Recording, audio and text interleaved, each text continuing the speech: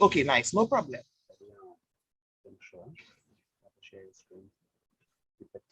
Yeah. Yeah.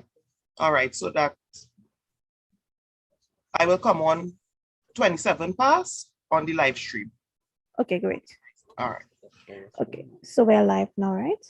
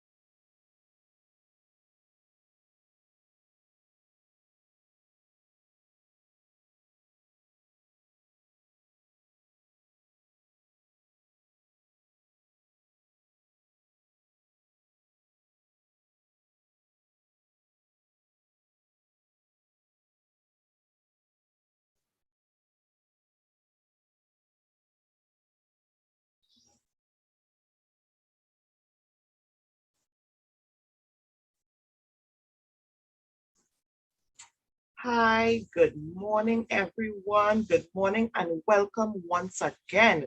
It's so nice to be with you guys this morning. You lovely students, you teachers, you principals, as we continue along finding our career path. Where do I fit in? So students, again, I want to welcome you this morning. My name is Miss Morgan, for those of you who may have forgotten, and I will be your moderator today.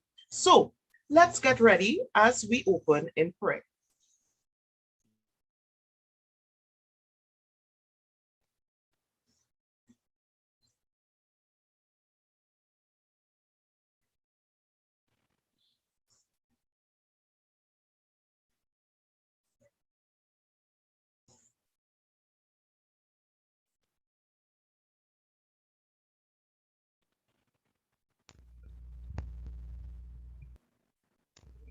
Praise be to you, Almighty God, Creator of the universe and all that is in it. We thank you, O Father, for the opportunity which you are giving to us to increase our knowledge. May your divine grace enable us to study hard and use what we learn for the good of our fellow citizens. We pray that you would free us from selfishness, lust, greed, anger, and hatred. Warm our hearts with love, fill our minds with understanding, and strengthen our wills in the face of difficulty.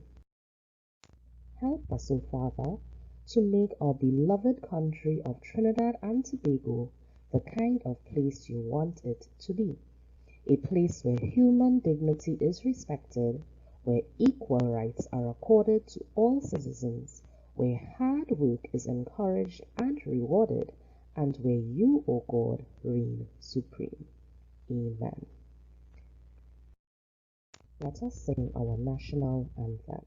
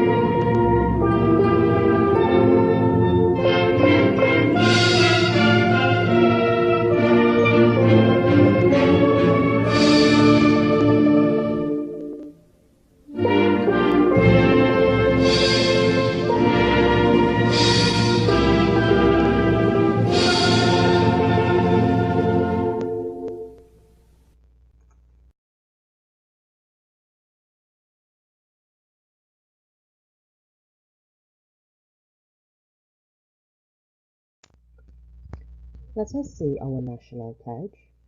I solemnly pledge to dedicate my life to the service of my God and my country. I will honor my parents, my teachers, my leaders, and my elders, and those in authority. I will be clean and honest in all my thoughts, my words, and my deeds. I will strive in everything I do to work together with my fellow men of every creed and race for the greater happiness of all and the honor and glory of my country.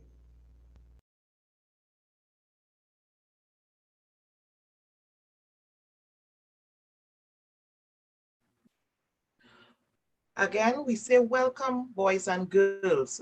So this morning, just before we introduce our first speaker, I would just like to share a few things with you this morning. So we had an excellent day on Monday. We would have learned a lot. We would have heard a lot of different presenters present about the different jobs that exist. And we want to remind you guys to use this as an opportunity to gain information. All right. So what we want to recommend is that you use the chat wisely. So try to use the chat to only communicate questions to the presenters. So let's look at, just for a few minutes, some of the benefits of a career fair.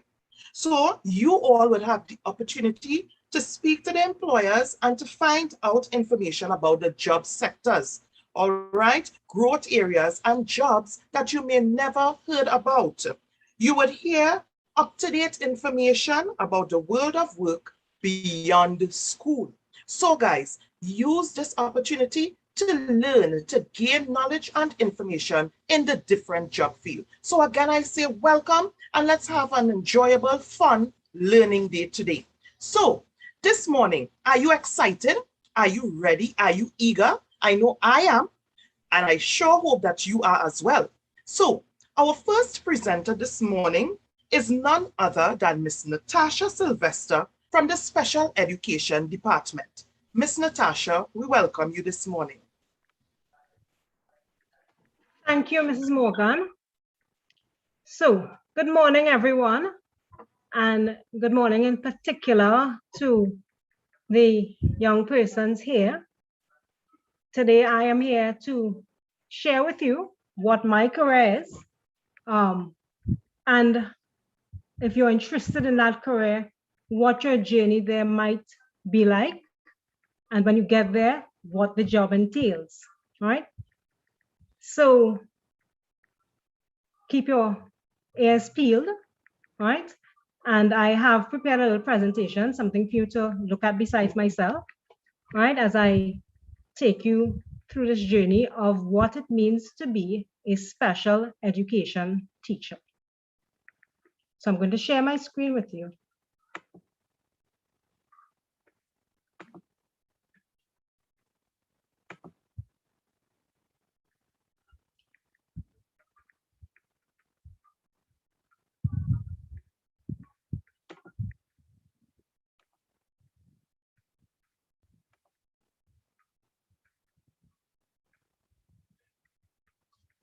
Okay, so I trust that everyone is seeing my presentation and I'll take you through it. Okay, so I am a special education teacher, as I said previously. What do we do? What we do generally is create a positive and healthy learning environment for children with special needs. Some of us have our own classroom, so there's some special education teachers that work in schools similar to yours, but they all have children with special needs. So such schools would be like the Lady Hochoy School in Pinal, the special education school in Pointe-a-Pierre. We have the Rio Claro Learning and Development Center. In Port of Spain, we have Ishi's Private School. All those are schools that cater to children with special needs. And that's some of the special education teachers. That's what they do. They report outside of the pandemic, of course, to a school building, and they have a class of children that they assist.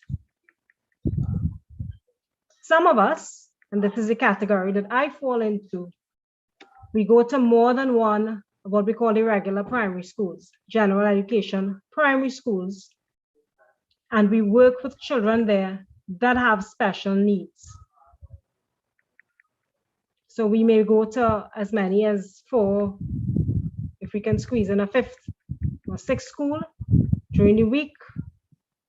And we work with children at the different schools, get information about them, find out what their needs are, and work with them. So who has special needs? Because you've heard from me that sometimes these children are in one school and sometimes they are in the regular schools, right? So who are these children?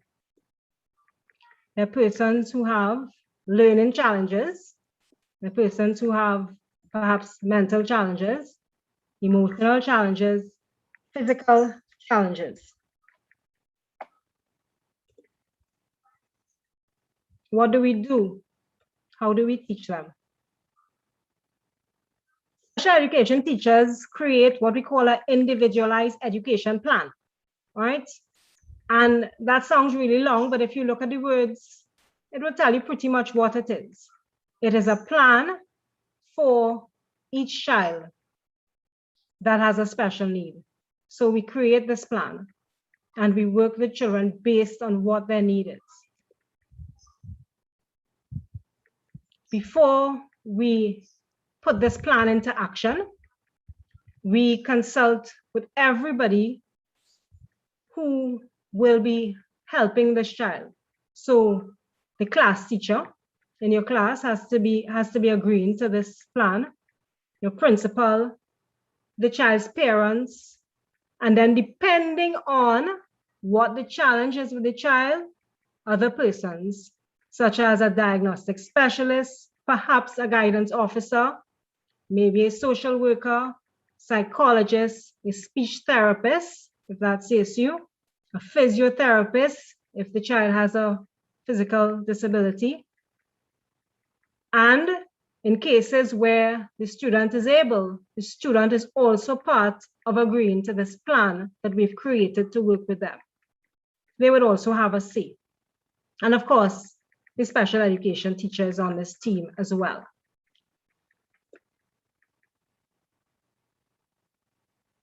So what do we teach our students? Well, a lot like you. We teach students reading, writing, mathematics, communication skills if they need that, and basic life skills if that is what is needed as well. If they're very challenged in the area of social interaction, in the area of communication, then we will teach them communication skills and basic life skills. Remember, when these students are in the regular classroom in your schools, they are also learning alongside you. So what we do is help them along that journey. We don't work with them alone. The class teacher also works with them, doing regular subjects in the regular curriculum, and we just help them along that journey, right? We have reading, writing, maths, communication skills, and basic life skills. So how do we teach these subjects and skills? Well, again, very much like in the regular classroom, sometimes we need assistive technology. Sometimes you may have something, especially during this time in the pandemic. There are applications, and so your teacher would use. We use flashcards, which I'm sure many of you are familiar with. We use games, and we use generally resources that your teacher would use with you. We also need collaboration, that is help from the class teachers, right? And sometimes parents to create quiet spaces or to have reinforcement. So what that means is that if we do something with the student that is beneficial to them, an exercise, either something academic, or maybe they need to do something physically, or maybe they need to practice a certain behavior, we need the teachers at school to also monitor and see that they do that and help them with it. And we also need the parents at home to monitor and see that they do it as well, right? So that they get practice, because we see them for a very small time during the week.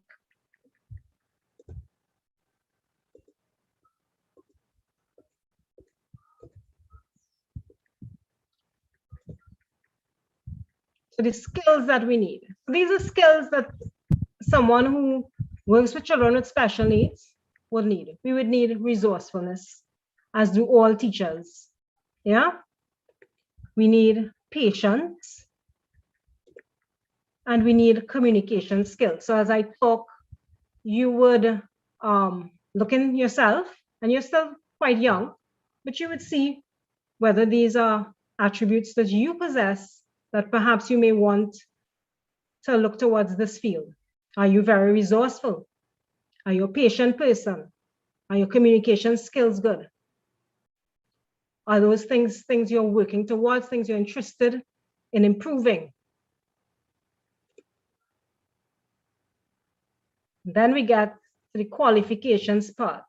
So you may be very resourceful and you may be very patient. But remember, in the world of work, we do need academic qualifications for many of the fields that you may want to go into. So what qualifications are those? You would need to go to university and get a bachelor's degree in special education. And so what that means, before you get to university, it means that you would have to go to secondary school, you would have to get your subjects at the O level, and then at CAPE or the advanced level, and then you go on to university. So if you're a person where you're leaning, of course, you must have your maths and your language, right? But then you would look at the other subjects that you like. Are these subjects that engender you communicating a lot, finding out about people? Do you find yourself leaning towards those subjects? Are you interested in those subjects? Those are areas you would look at the lower levels of education, secondary level, before you go into tertiary and deciding that you want to go into the world of education, or specifically special education, right?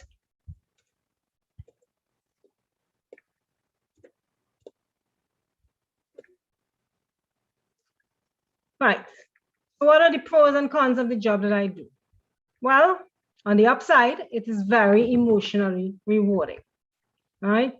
It is always rewarding to teach, whether it has been a classroom teacher or being a special education teacher, because you reap the rewards of seeing the students do well, seeing them grow, seeing them move from a place where they're at now to somewhere better.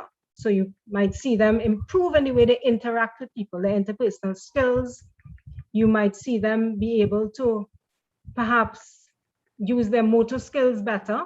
If something was physically wrong, you may see them get to a place where they can now read and fill out a form where previously they were unable to do that. And that in itself is very rewarding.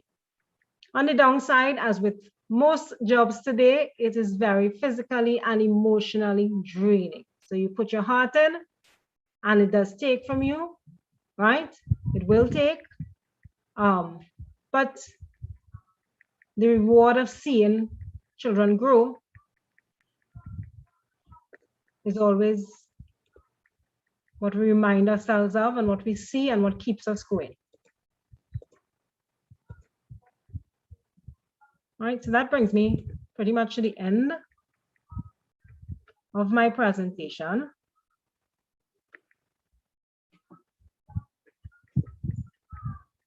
All right. So do you have any questions?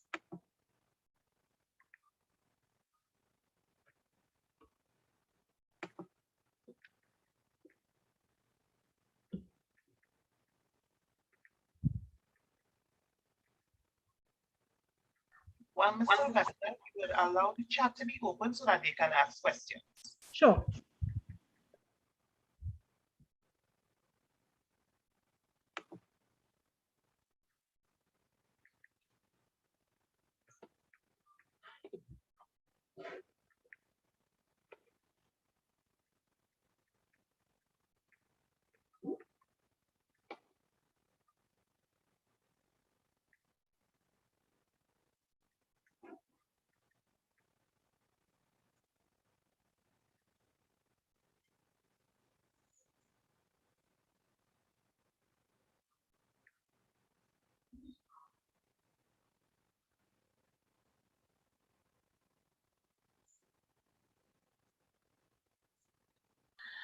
So, Ms. Sylvester, while the chat is being opened to engage the students, so my question, at what age did you realize that this would have been the field that you would have wanted to get into? Right, so mine was a very long journey, and I want this to be an encouragement to students who don't know what they want to be yet, and they don't know what they like, and I was like that well into my adult life. In fact, this was a career change for me. So not to go too much into talk about myself too much. However, I did do banking as a career for a number of years, was not happy in it, decided to dip my toes by doing a course in early childhood. And along the journey of doing early childhood, happened upon one of my lecturers who was a special needs provider. He was in that field, and did a couple courses with him and realized that, let me put it this way, it took to me. It is something that I flowed naturally into. But as I said, I was into my adult life already when that happened. So be encouraged, anyone who feels like everybody know what they want to be and I don't know what I want to be. Yeah, you know, in your journey as you search, you will find out what you want to be. Don't panic. You know, it's nice to know and it's nice to be focused and it's nice to have a target, but some of us blossom a little later than others. Understood. And it's, no, it's good that it's better late than never, you know? That's right. It's always Yeah. good once you can accomplish your dreams and your goals. So, question, what type of personality do you think someone who is getting in this field should have? What are some of the personal qualities? Okay, so this person needs to be very open to people. And by that, I mean the challenges that people may have. They need to understand that everyone has differences. Everyone does not learn or develop at the same rate. Yeah. I wouldn't necessarily say that if you are not a chatty person who loves people, that you shouldn't enter this. What I would say, what is more important is, at heart, are you interested in people? Because that interaction with others can be a secondary skill and will come. Once the passion is there, once you're interested in persons developing, benefiting, being the best they can be, the skill of interaction will come. Yeah. So really it is, what at heart are you interested in people? Are you interested in seeing that children do better, that they meet their highest potential?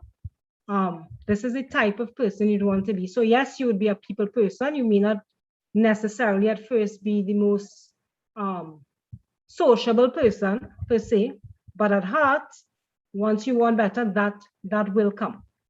So again, it's a journey. Indeed it is. Question from the students. How do you feel about the job? Is it challenging? And what challenges would you have encountered while working with children of special needs? Okay, so the job is indeed challenging. It's challenging for many reasons. It is challenging because you work with persons who are differently able, maybe challenges you haven't encountered. So you would find yourself having to, as it were, walk in their shoes. You would find yourself having to do research to understand where they're at. And there also is the challenge of your resources and finding things that work. And being able to perhaps see ideas that work, but not necessarily having that particular resource, and having to make something that works in the same way. So that is part of your challenge. In this profession, not a lot of high-tech resources you may be afforded to you, but you have to be able to think about, well, what can work. As far as helping students is concerned, that challenge will always continue once you are in special ed. No two children are the same. So the challenge really becomes having your knowledge, knowing what must be done, but having to personalize that to every child. So it's something that always has you in research. It's something that always has you thinking. It's something that always has you looking for new ideas. If you are a person that is extremely innovative and comes up with ideas, and you're very into craft, which I am not, by the way, those qualities help. So if you are a person that finds it very easy to make craft items, and if Miss says to do something for a project, your project is glorious, you may find that those are helpful skills in a profession like this. Yeah. Thank you very much. So another question from the students. Have you ever worked with someone who is deaf or blind, a deaf or blind student? And what challenges have you ever encountered with those types of students? Okay, so no, I have not worked with anyone who was deaf. I did do some sign language. I have encountered persons on a personal level who are deaf, but I haven't had to work with them. And as far as blind goes, also I have somebody that I work with who has a visual impairment, but is not blind. So I really haven't had to go into being challenged in that way. However, there are resources that we do use. People in my profession and my colleagues who have worked with children who are visually impaired have learned to use braille machines. Hearing impaired persons have engaged themselves deeper into sign language and learned that as well, and also learned how to teach it to children who are hearing impaired. That happens along the journey. And if I do have to work with somebody who's hearing impaired, I will, and I mean, thank you for asking the question. I will have to learn along my journey how to sign and how to teach signing. So that is also a good prerequisite, as it has been mentioned, to go into special needs, because if you don't learn it before, you certainly will eventually learn it during the journey, because we don't get to pick and choose. So while I do have a basic skill in signing, I know it's extremely rusty. And if I have a child who needs that, I'm going to have to revamp my skills. So those are challenges for me going forward with working with hearing and visually impaired students. Okay, thank you very much. So the children are also asking, is this job challenging? Do you ever get tired? It's extremely challenging. And yes, I'm tired as we speak. And that is because we do need more of us. There are not many people employed in this field in Trinidad. I don't want to say there are not many people qualified in this field, right? But perhaps there needs to be a little more advocacy, and that is fighting for more special educators being employed, right? So that we are not as tired. We will always be challenged, but it's a few of us to cover very large areas and many schools. So at the beginning, you may have remembered that I told you that some of us, and that's the group to which I belong, we visit 4 to 6 schools a week, depending on the week and what it calls for, mainly 4 schools, because that's all we can be stretched into. And then in each of those schools, there are children with special needs. So you're looking, let's look on average at 4 schools a week. Some schools may have as many as 30 students that have special needs. Some may have 15, and those are diagnosed and undiagnosed. Those are the ones that teachers say, well, they need help, we don't know what is wrong, as well as those who come with a medical saying, this is what is wrong with the student. We have to work with all of those in all of those schools. So yes, it would always be challenging and tiring, but as I said, it's quite rewarding. So another question. If someone doesn't know what job they want to do or want to get into, what advice can you give to them? Right, the advice I would give is to, 1, see what it is you're good at. And I'm not saying perfect at. We all have areas that we're weaker in. This is on the academic side, academically, and that we're stronger in. You may not be the straight A student, but there are subjects that you lean more towards. Also, you have to look at your personality. Am I a person that likes to interact with people? Or am I a person who feels happier when I'm by myself and I could tinker with things and fix them by myself and be my own little world? And you know, you look at those things to decide where your leaning is. Do I want to work with people, or do I prefer to deal with people minimally and more work with machines, or work fixing something, or work making something? What do I prefer to do? Those things would guide you as to where your career might be.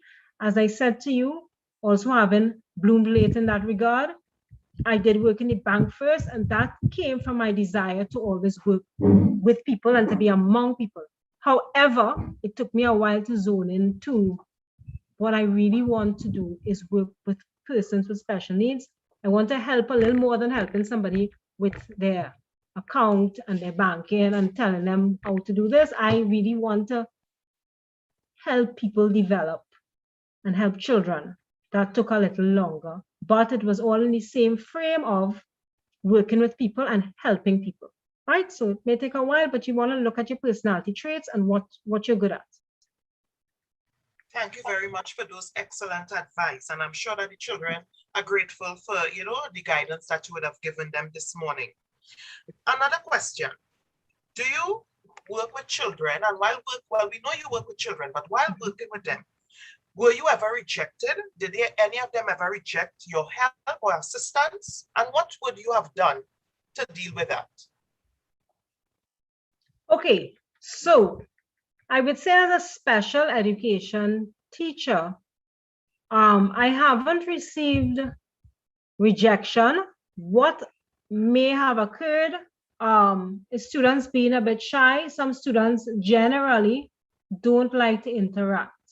What is needed in a scenario like that is just patience, finding out what they like, what draws them out, what may attract them to want to come and do an activity, and just really letting them know that you're here to help. So you are present and you wait, and sometimes it may take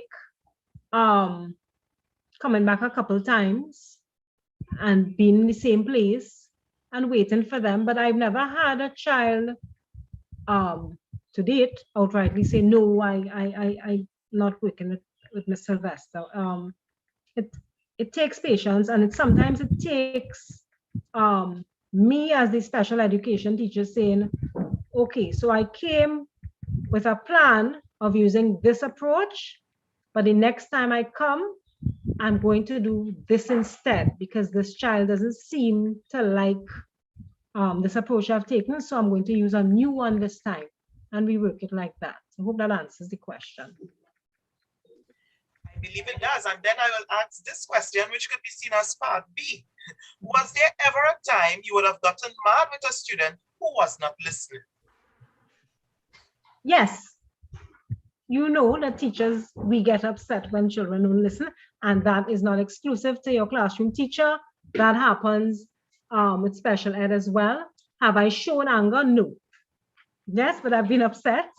And again, it takes patience to breathe and step back and say, I need to approach this again. And sometimes I just simply have had to be firm with a student and say to them, because you know your students individually, and to use a local word and the level of boof they could take. Sometimes I have had to say to students, you are not listening. This is what I'm saying to do. Put on your listening aids. We're going to do this and outline it step by step again. It depends on the student. It depends on their reason for not listening. Some students don't listen or appear not to listen because they're taking a long time to process. It takes them a long time to understand what you're saying. And in that case, then I would have to take the lead and rephrase what I'm asking them to do. And in some cases, there are also children with special needs that are stubborn, that are disobedient, that are own way, like all children. And those are the times that I would just be firm and say, this is what I've said to do, so I'm going to wait till you do it, right? So it all depends on the student. Okay, question here, and I really like this question. With children who have special needs, how do you help them now during the pandemic? Right, I really love that question as well. So many of you, and I take it if you're in this session that you do have access to online facilities. Many of you would probably be in a Google Classroom or maybe a Zoom session or whatever platform your teacher has chosen to teach the class with. In my case, I teach and help my students individually. So throughout the day, one by one, I see my students via Zoom for the most part. When the pandemic first started, there were students that did not have access to Zoom. So I saw some WhatsApp, some Zoom. I have all on Zoom right now, and some I had to send packages to. So let me deal with the packages, and then let me deal with the live interaction. So packages, I would know my students and I would create packages for them. And this might be along with whatever they're getting from class, if that is required. And I would take it to the school. They would work on that, bring it back in. I would see what they've done, send something else. During live sessions, again, we spoke about the individualized educational plan that we do. So that still happens during the pandemic. It's just that we have to find other ways. So we may have to find online games. We would have to do a lot of screen sharing. We may have to put books as well up on the screen on that format. So we have our online tools for that as well. And there are also things that we can do live. We have the therapeutic games, but we also have actual reading sessions so that we do actual comprehension. It is just a matter of us presenting it in that way. If a student has a particular need where they are not able to have one-on-one without having someone with them, because remember, some of our students would have had, or I'm informing you because I didn't tell you this before, student aides in the real setting. That means they had somebody sitting with them all in a classroom. In that case, I would have to arrange around a parent schedule, and the parent would be there during the session so that they could guide the child as I take them through whatever I have planned for them and help them to do it. That is necessary with a couple of students. But for the most part, the students are able to interact with me, and we do things online in that manner. Okay, thank you very much for answering. And it was so detailed. I think you actually answered another question, which was, is your job time consuming? So based on the response. It certainly is. So there's that I'm telling you, and then there's the planning that goes into it. And then, as everyone who works in our division will tell you, there are all the reports that we must do as well.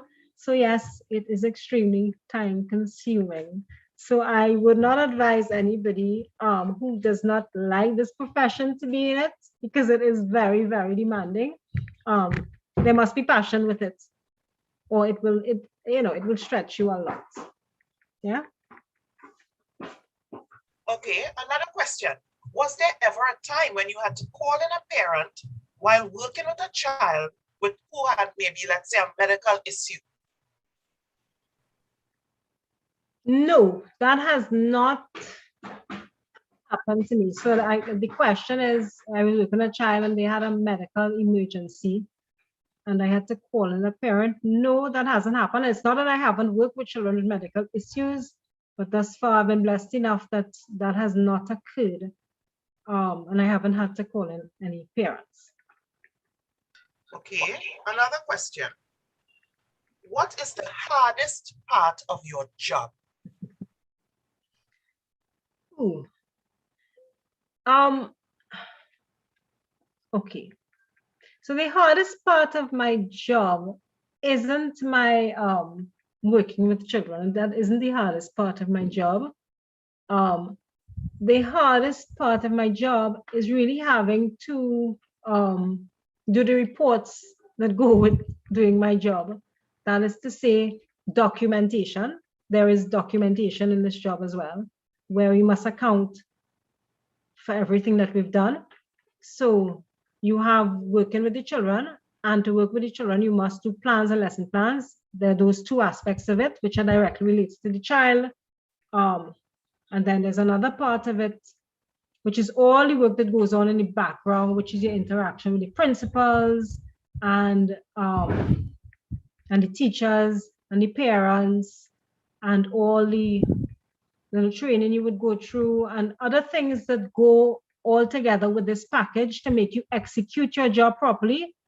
We must be able to account for all the time and all the things that we did in reports, and that for me is the most challenging part of my job. Okay, thank you very much. Well, this question has been blowing up, but I decided to save it for last. The burning question is, how much money does this job pay? Oh my. Oh, so salary range. Right, so what am I going to tell you? The range is wide, and I really cannot give you a very accurate figure. So I'm going to tell you between, and I could be wrong, on the upper end, between 9,000 to 13,000 a month. That's a range, and that is a range, and it might be maybe a little more, maybe a little less, but that is a range considering persons who are employed on a contract basis and on a permanent basis, right? So that's the range of salary. So you have a little ballpark, right? Not to quote me on to the dot, let me see, but that's your little ballpark there. Okay, thank you very much, Ms. Sylvester. Thank you very much. So we want to again thank you for your time. Thank you for the information that you would have shared. I'm sure that the students would have gained a lot of knowledge based on the questions that they were asking, which showed that they were really interested and they wanted to learn more about special education and this department. Sure. So again, we say thank you. Sure, and thank you for being, although I can't hear your voices, an interactive audience and asking so many questions and getting me to reflect a bit as well as we went along. Thank you for that. I really enjoyed being here. I really enjoyed sharing what I do with you. So thank you for the organizers for the opportunity, and thank you to the students who took part so actively. Thanks. You are most welcome. So students, there you have it. So you have gained a little insight. You have gained more knowledge, all right, about the field of special ed. And I know that special ed would be no stranger to you guys, because I'm sure you would have special education teachers in your schools, or you would have seen special education aides working with children in your school. All right. So question, do you guys think that this is a job or a field that you would want to get in? What are your thoughts? What you thinking? You say, yes, miss, this was always my passion. This was always something I wanted to do. Is that you? Do you love this field? Do you love this job? Yeah? You think it's fun? You see that there's a lot of hard work that you need to put in. All right, so it means that you need to be on top of your game, especially where time management is concerned, to meet deadlines to get stuff done. So is that you? All right, now we have a few other presenters coming along, but I want to do something a little different today. All right, now I just want to remind you guys, use the chat wisely. All right, you all asked wonderful, very intelligent questions this morning. All right, and I wanted to continue. So let's move away a little from the presenters and let's get into a little game. So I want to get involved with you guys this morning, all right? I want to hear from you. I want to interact with you guys this morning. So I'm going to put up a game, all right? All you need to do is unscramble the word and type in what you believe is the correct answer. All right? That's all you need to do. If you know the answer, put it in. All right, so are you ready? Are you guys sure you are ready? Because I am excited. I am really excited. All right, so let's play a little career fair word Scrabble. And some of you might be saying, Miss, I'm so good at that. That's a piece of cake. Easy squeezy lemon squeezy. I'm not sure if I'm saying it right. All right, I'm sure you all may be saying that, but let's see. So are you ready? I know that you guys are ready. I know that you guys are ready. Okay, so we're going to start. Career fair word scramble. Now, this game is going to also open your eyes to the different careers that exist. All right? Apart from what you may not see today being presented to you or during the course of the week. So let's go. Let's see if you can identify some of these jobs.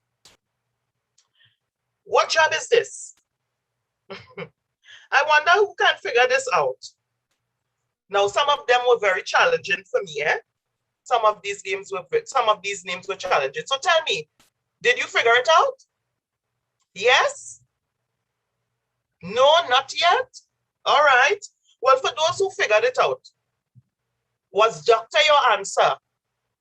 Was doctor your answer? If you said yes, if doctor was your answer, you are correct. All right, guys? So we all are familiar with this job, which is that of a doctor. Next one. Are you guys ready? And I'm looking for the responses from you guys, okay? What job is this? Let me hear you. How many of you want to get involved into this profession? So we just learned about special ed. We just learned about, okay, all right. Y'all, okay. Let me see. Very good. You all are doing excellent. I see you all putting in the answers so quickly. You all are doing great. Very good. So you also have a lawyer. All right. And this may be a field that some of you are interested in. You might say, you know what, Miss, I like law. I like arguing. I like learning. All right. I like politics. I just love this field. Who can figure out this one? Who can figure out this one? Y'all doing so excellent. Y'all may be saying, Miss Wellfield, she real come for us with this game, eh? Yeah? Y'all may be saying, what do Miss why? What do Miss? Miss, what kind of baby thing is this? Well, what job is this? All right. I know you got it. You guys got it. You are correct. You are correct. A police officer. So how many of you here want to be police officers? Huh? How many of you here want to serve in the protective force? You want to protect and serve. Police officer. Correct. All right. Let's move on. I wonder if you all can figure this one out. I feel I get only with this one. I feel I get you all with this one. Who can figure this one out? Let me see. I'm waiting. Yes, I have some of you guys thinking. That was the plan. That was the plan. All right. Okay. Psychologist. A psychologist. Do we have any psychologists here? Any of you want to get into the psychology field? You love studying the mind, the human mind, understanding people, yeah? Psychologist, you may be the next future psychologist. Very good. All right, let's move on. We just want to do a few more before we move on to the next presentation, all right? What job is this? Let me hear you. Well, you're supposed to know this. I know you all know this, all right? A teacher. How many of you here want to be a teacher? You want to follow in the footsteps of your present teacher because you enjoy how your teacher teaches, how they relay information, how they give you and share information and knowledge with you. How many of you are here have a passion for children and want to become a teacher? Huh? What is this one? What job is this? Let me hear you. Let me see. All right. A farmer. Very good job, guys. Farmer. Excellent. So we'll do two more. I know that you all are having fun, right? I know it's really going good. So let's do 2 more. Let me hear. Let me hear this one. What you have to say? I'm sure I get some of you guys do. Okay, I didn't. All right. Okay, a dietitian. So how many of you knew that? How many of you knew it was actually a dietitian? So are you concerned about the health of individuals? Yeah? Is that you? Are you concerned about your weight, your like the gym, your figure, eating healthy, doing the right things, taking care of your body, your physical body, your mental body, emotional body as well, everything. All these aspects. So we have dietitian as a job as well. All right, this is the last one. Last one. And then we're moving on. What do you think? Soldier. Very good job, guys. Soldier. You guys are doing excellent. You guys are doing great. I'm sure we can continue this game maybe later on, right? Because we have a few more. I'm sure we can continue it later on, but we'll stop here for now. All right, we'll stop here for now. You guys are doing excellent. So I have another presenter here for you. All right. Now, this job was not any of the jobs that I just spoke about. So we're going to be learning about other jobs, right? We want to widen our scope, widen our knowledge, all right, about different jobs that exist. So without further ado, coming to present to us from Community Development is none other than Miss Allen and Mr. Matthews. So let's welcome them as they come, as we listen, as we pay attention, and as we ask important questions. We welcome you, Community Development. Hi, good morning, everyone. My colleague and I are so excited to be here. Let me give you a small correction. It's Miss Allen and Miss Matthews. All right. So we are excited to be here and to share with you about our division, what we do, and who we are. All right. So allow me to share my screen. So I'm hoping that you guys are going to be extremely interactive today and make use of the chat. All right. Because that's how we're going to communicate. Okay. So we are a division which is under the Ministry of Sport and Community Development, and we are called the Mediation Services Division. And today we're going to talk to you about becoming a social worker. So that's the profession that we will be talking about. And again, I am Miss Allen, and my colleague who will chat with you later on, she is Miss Matthews, and we are social work specialists at the Community Mediation Services Division. So I'm going to ask Mrs. Morgan to help me, all right? So students, let me ask you, in the first picture that you see on the screen, tell me what you're seeing. Tell me where that person is, what it looks as though they're doing. Give me some feedback in the chat, all right? Also for the second photo, tell me what's happening, how does the person look?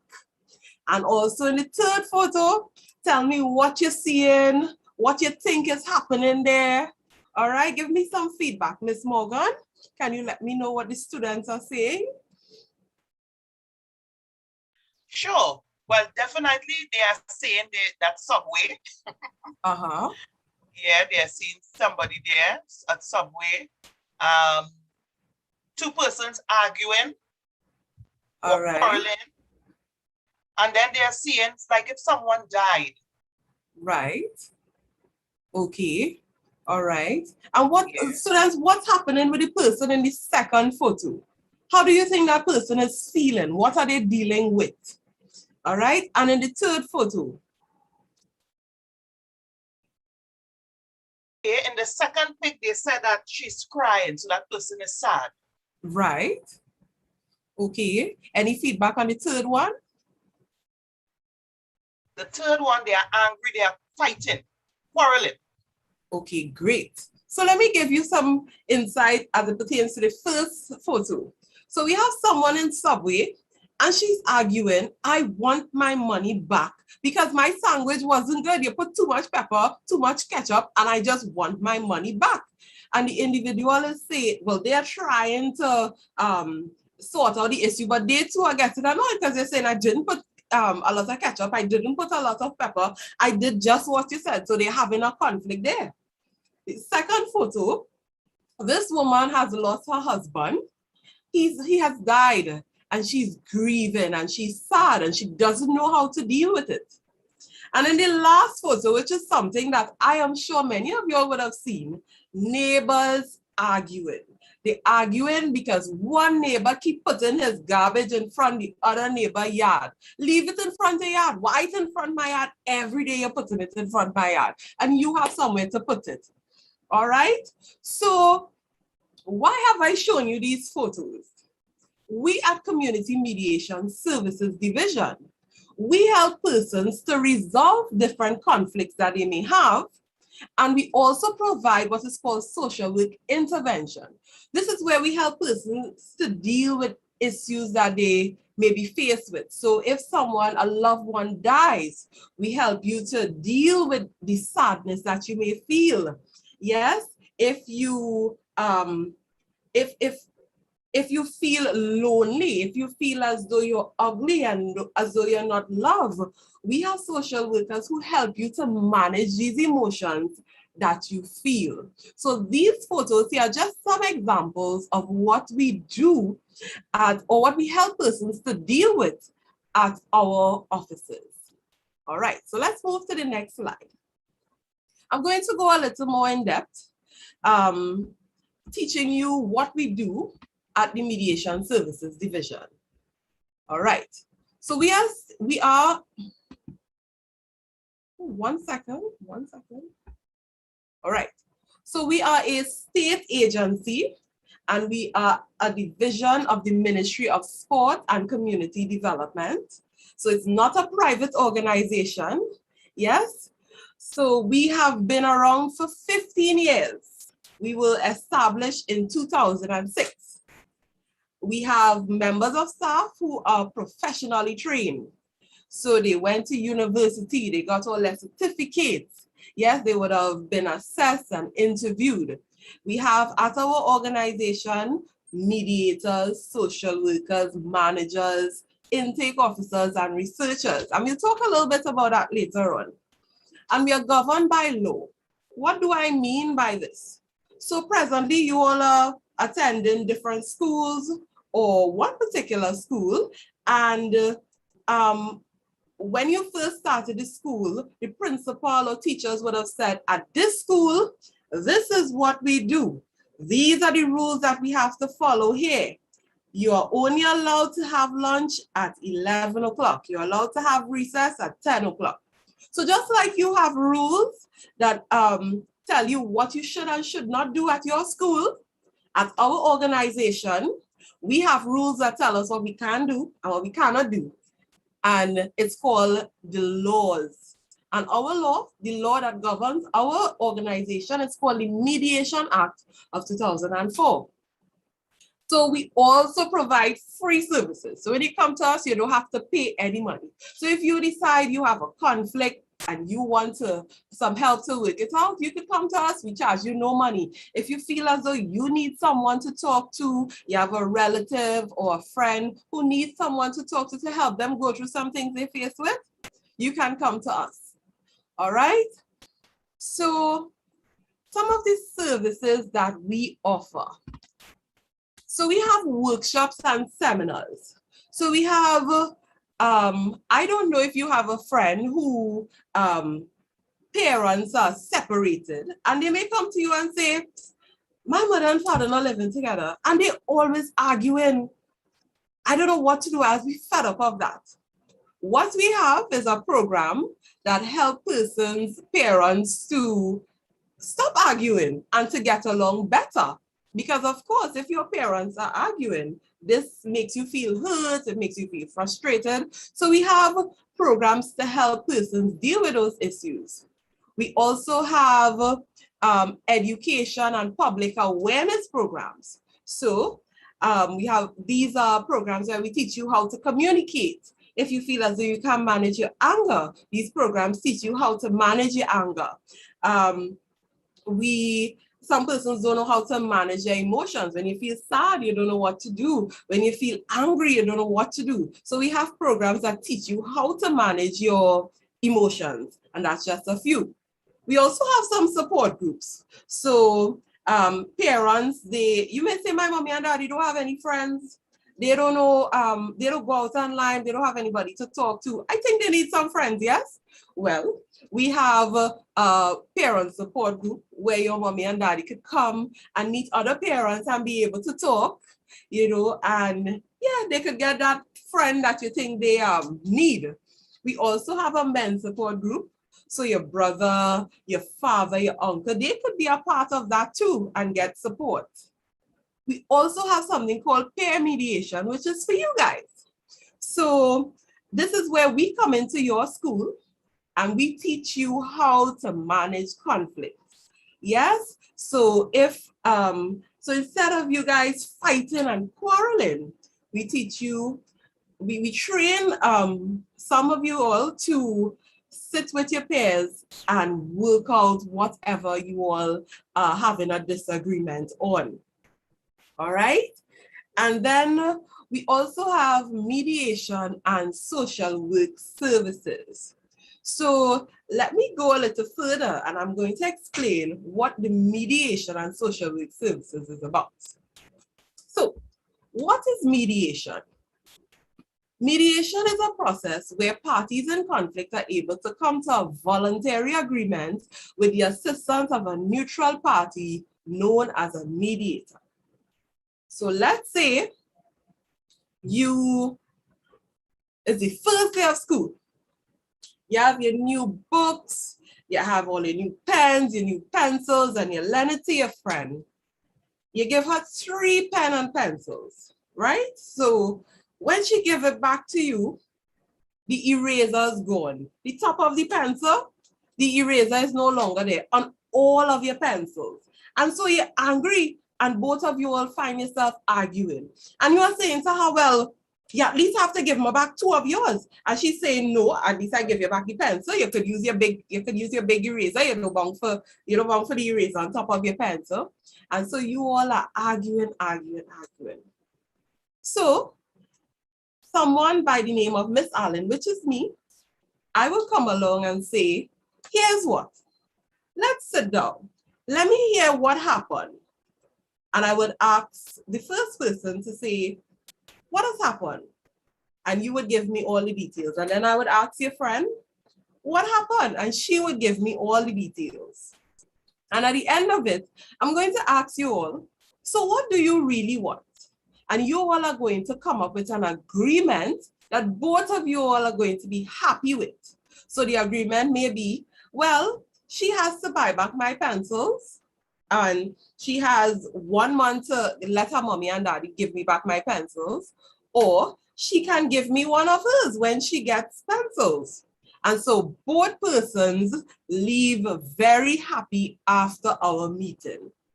So what we do so mediation is where there's someone coming in who's going to help you guys to sort out the conflict that you all have. Yes? So at our division, at our offices, this is what we do. We do mediation. So we help persons resolve their conflicts. All right. So I'm going to hand you over now to Mrs. Matthews, who's going to tell you about the different type of social workers that we have, because the social workers are the ones who help you to manage your emotions, help you to deal with your family, the issues that you may have in your family, how you feel, etc. So she's going to tell you about the different type of social workers that exist and the types of work that we do as social workers. So Ms. Matthews, over to you.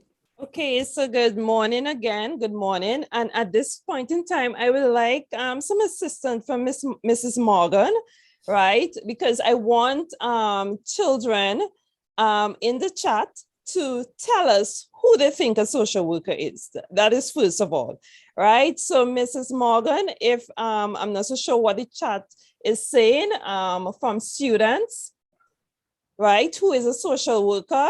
So go ahead, students, and put in the chat who you think a social worker is.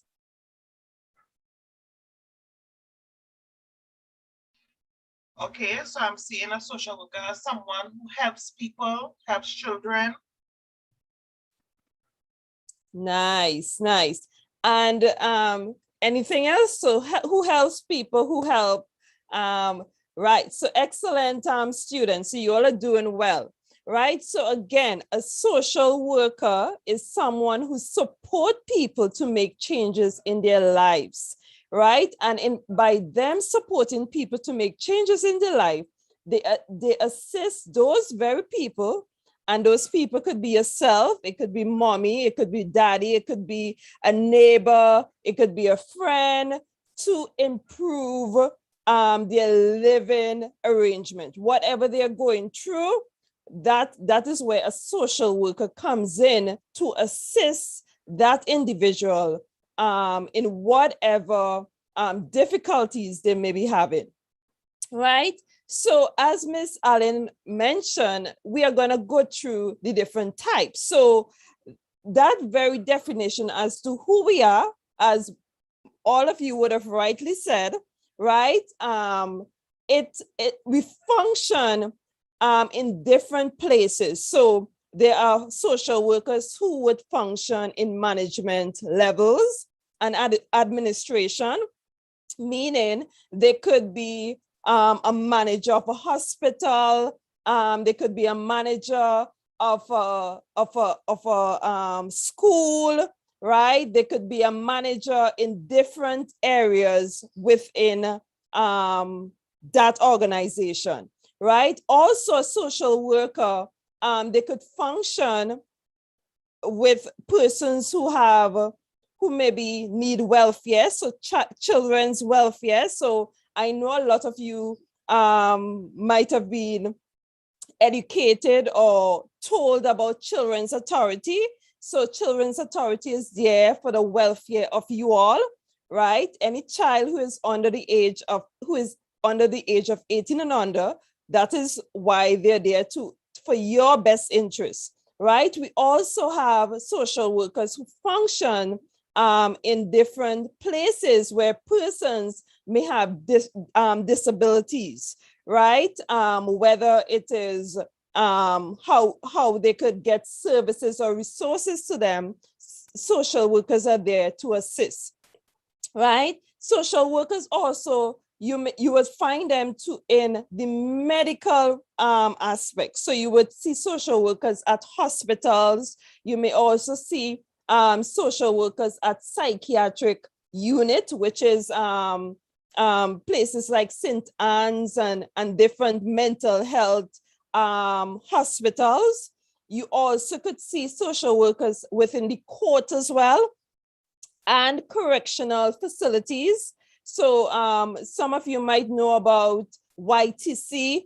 Some of you might know about St. Jude's, those different residential homes. You would also find social workers there. Sometimes as well, you could find social workers in substance abuse. And the substance abuse has to do with persons who may be having challenges or issues with maybe drugs, right? Whether smoking or drinking, right? You could also find social workers there as well. We also have social workers within the government as it relates to policies, dealing with policies and planning, coming up or creating programs to better serve you, to serve mommy, to serve daddy, to serve uncle, right? Granny, and so on and so forth, right? We also have social workers who are involved in research and education, right? So you would have social workers who are researchers as well, right? Going out within the different communities, doing their researches on various issues and challenges within those communities. And we also could find social workers within our schools. So these are who we call the school social workers. And I'm sure some of you may be very much aware of school social workers, right? If for some reason you have a challenge at home or even within school, whatever the challenge may be, maybe it could be a need, maybe you may know someone who are having difficulties coping after maybe a death of a loved one, maybe mommy died, daddy passed away, or sister or brother. You could also access a school social worker who you could talk with the difficulties that you're having. And we also have social workers in something that we call EAP, Employees Assistance Program. So just as how you could find social workers within the school, you also could find social workers within the workplace. So even though we are social workers within the community division, mediation division, we also could have access to persons that we could seek counsel from, right? So that is in a nutshell the different types of social workers that we have. Next slide, please. So we're gonna go into why are we important in society, right? So first, the very thing that we're doing here, Miss Allen and myself, right, is what we call facilitation. So we have you as the students listening to us, right? As we describe what we do. This is a form of facilitation, right? So we as social workers, we facilitate, we function as facilitators. We also function as counselors, right? So again, within the different type that I would have explained, whether school, work, hospital, maybe prison, we function as counselors within those areas. We also function as educators, right? So maybe there may be a challenge with how maybe mommy or daddy parent, because we have something called a group program that we call the PSG Parent Support Group that Miss Allen would have mentioned before, right? In that very group is where mommy and daddy could come, right, to learn how to be better parent to you, right? So again, we could function there as an educator. We also function as managers. So as mentioned before, we could function in the capacities as managers, right? But because we already have an idea and we were trained in the area as to the needs of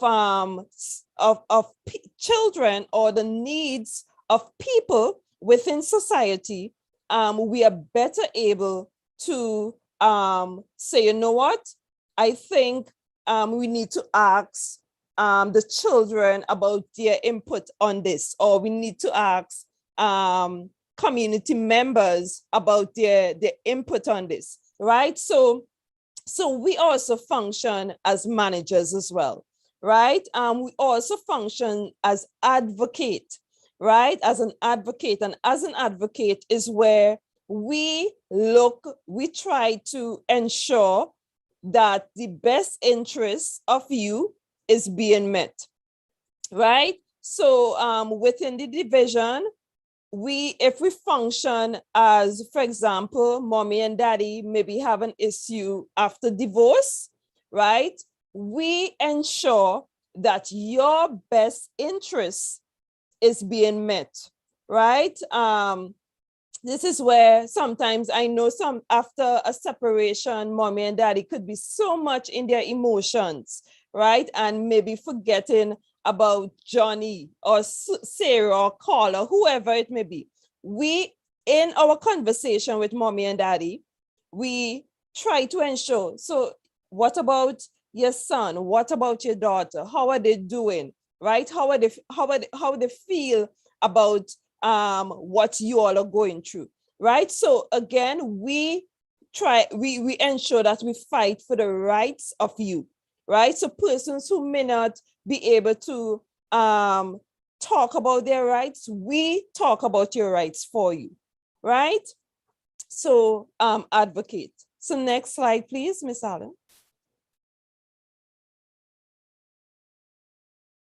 So what I wanted persons to do, because we came here in the capacity of a social work specialist, right? However, we also function as social workers, right? However, there is a difference, and we just wanted to make sure the difference is recognized so that you students can know.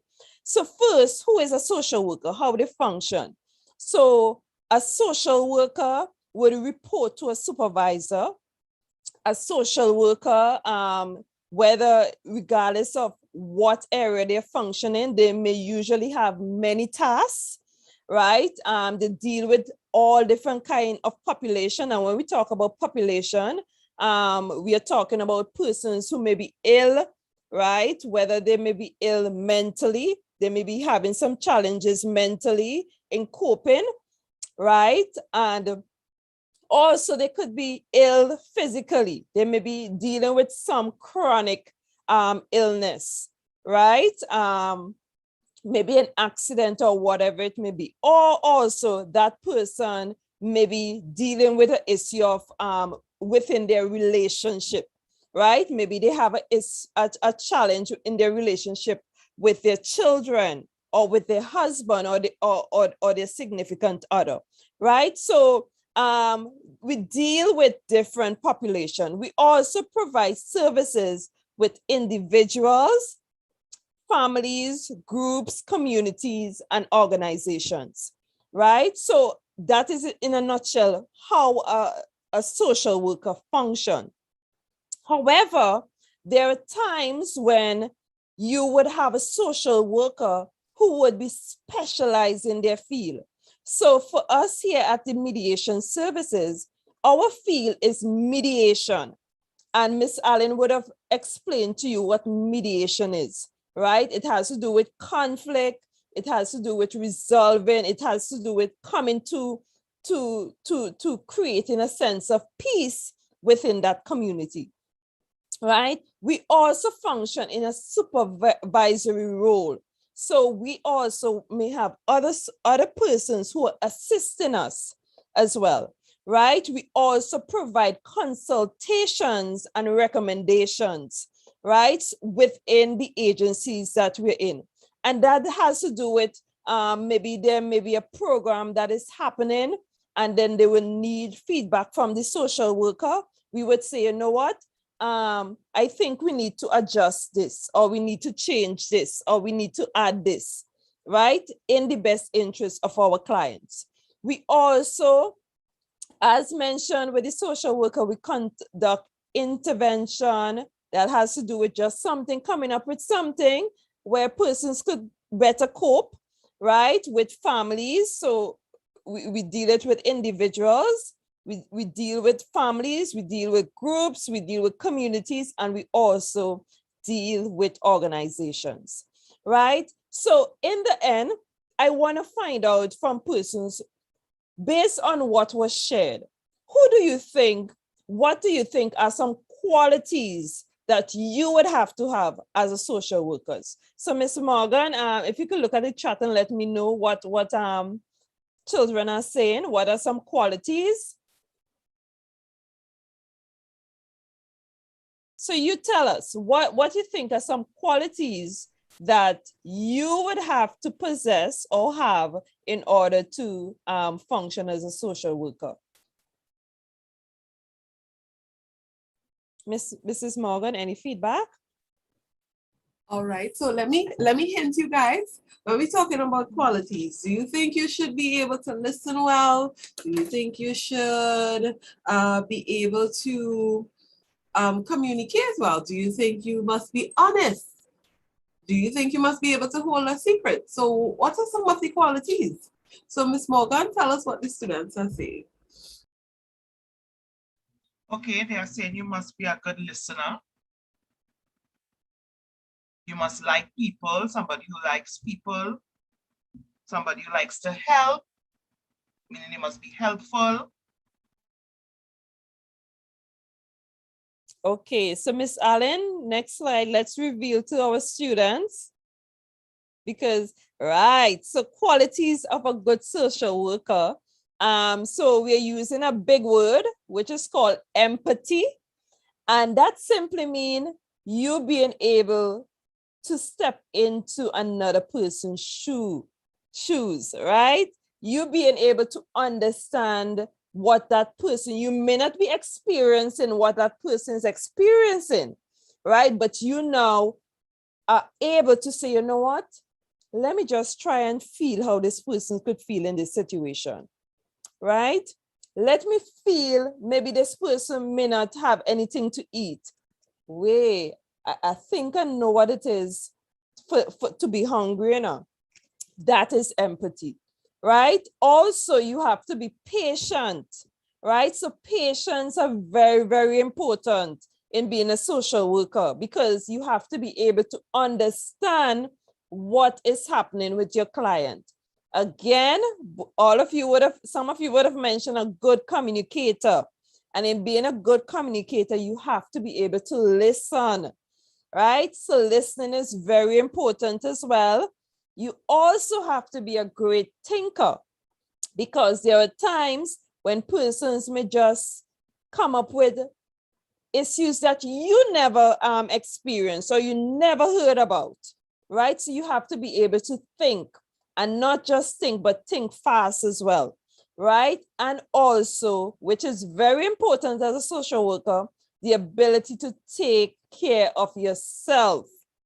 Yeah, because I mean, you imagine listening to every issues or every problem, right? Again, you have to be able to take care of yourself after listening and after helping and after assisting persons, right? So back over to you, Miss Allen.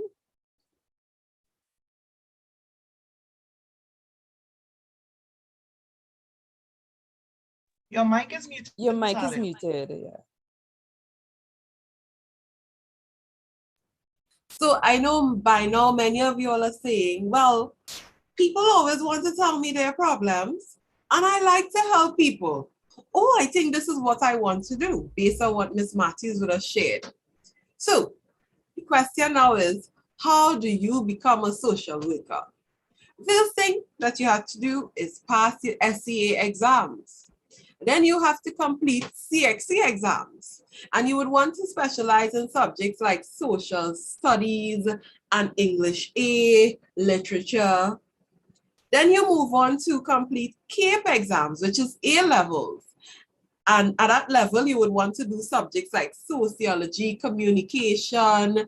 You also want to do Caribbean studies, etc. And then if you decide, I don't want to do A levels, what could I do? You can do what is called a UE Social Work Certificate. Now, there are other universities in Trinidad and Tobago that does this social work certificate, and you can inquire about those. But for now, the University of the West Indies, they offer this certificate program. When you're finished with the A level and the UE Social Work Certificate program, you can now move on to apply to pursue a degree in social work at many universities. So you have University of the West Indies, University of the Southern Caribbean, and the Nazarene College, just to name a few. So when you're finished with maybe 3 years of studying, which is not plenty, that would fly by so quickly, what you now have to do is apply for a job as a social worker. You'd be qualified to do so. So this is the map showing you how you can become a social worker. So let's move on. And I hope you guys are taking notes. If you're taking notes, I want you to put a thumbs up in the chat or just give us a little yes in the chat. Let us know that you understand and you're taking notes. Ms. Morgan, let us know if the students are giving feedback. Let us know if they're saying they're making notes, etc. Right? Yes, so it's our trivia quiz time. And I have some questions for you guys, and I want you all to put your answers in the chat. Now, this is going to let me know if you understand, if you've been listening, and if you're well on your way to becoming a social worker. All right, so the first question is, which of the following is not a type of social worker? If the answer, so whichever of these is not a type of social worker, you're going to put the letter in the chat, all right? So A, developmental disabilities. Do we have, is this a type of social worker? Police human resource. Is this a type of social worker? Justice and corrections. Is this a type of social worker? Examination council. Is this a type of social worker? Or mental health and clinical substance abuse? So which one of these is not a type of social worker? Put the letters in the chat. Is it B and C? Is it A and E? Which one is not a type of social worker? Ms. Morgan, are we getting any feedback in the chat? Not as yet. I think they are thinking carefully. All right. So which of these is not a type of social worker?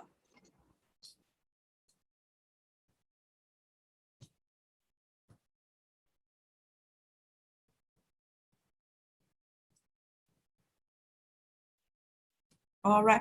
Take a good guess, guys. Try to remember what Miss Matthews said. Let's see. All right. So, Ms. Morgan, any feedback or not as yet? 1 minute, they said. Just 1 minute. Okay. So we're giving you guys a minute.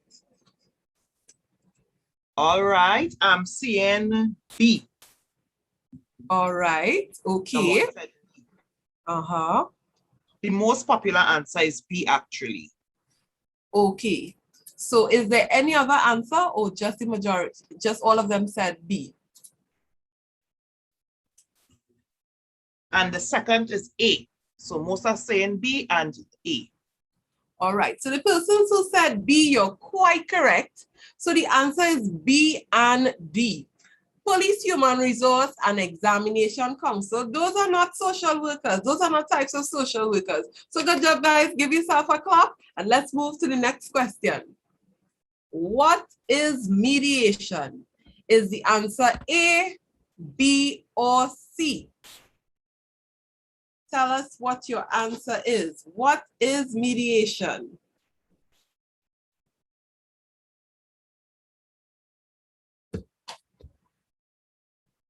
Is it A, B, or C? So I'm going to give you all a minute to read, and then you can answer the question.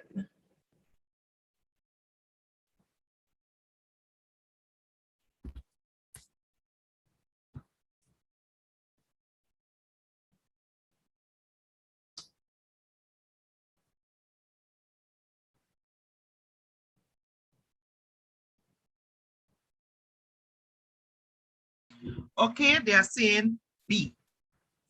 All right. Any other answers?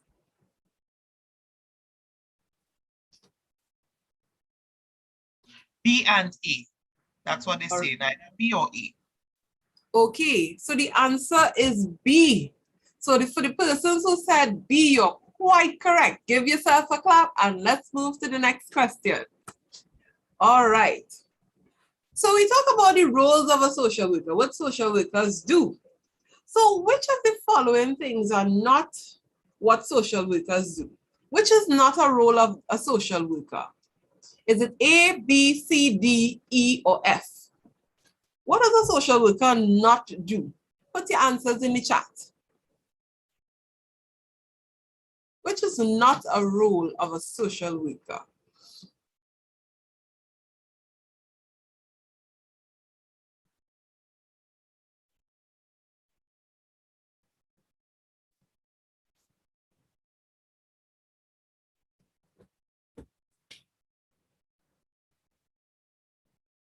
All right. They're saying F. F. All right. Is the answer or do we have more answers? Most popular F. F. All right, great. Unanimous answer.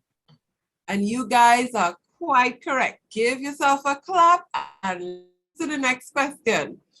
All right. So, which of the following are not qualities of a social worker? So that's the last thing that we spoke about. So which of the following are not qualities of a social worker? So put your answers in the chat. All right, read carefully, see who can get this one correct.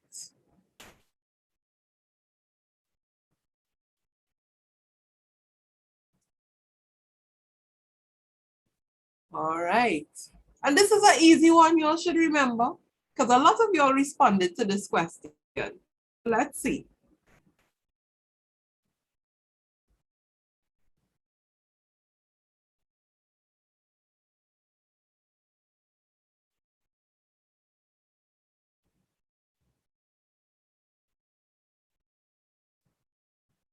Ms. Morgan, how are our answers looking at this time? All right, just looking at the answers here, the most popular is C. All right, good baking skills. And Okay. E, some of them are saying E as well. All right, great. So you guys are quite correct. We don't do mechanical work. We don't deal with cars and that kind of thing. And we don't bake.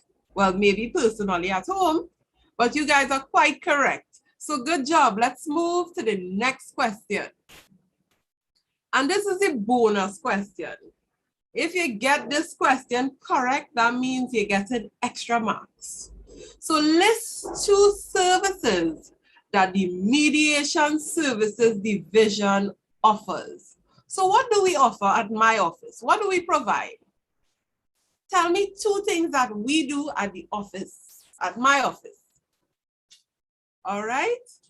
So this is the bonus question, and I'm hoping that you all get this one correct.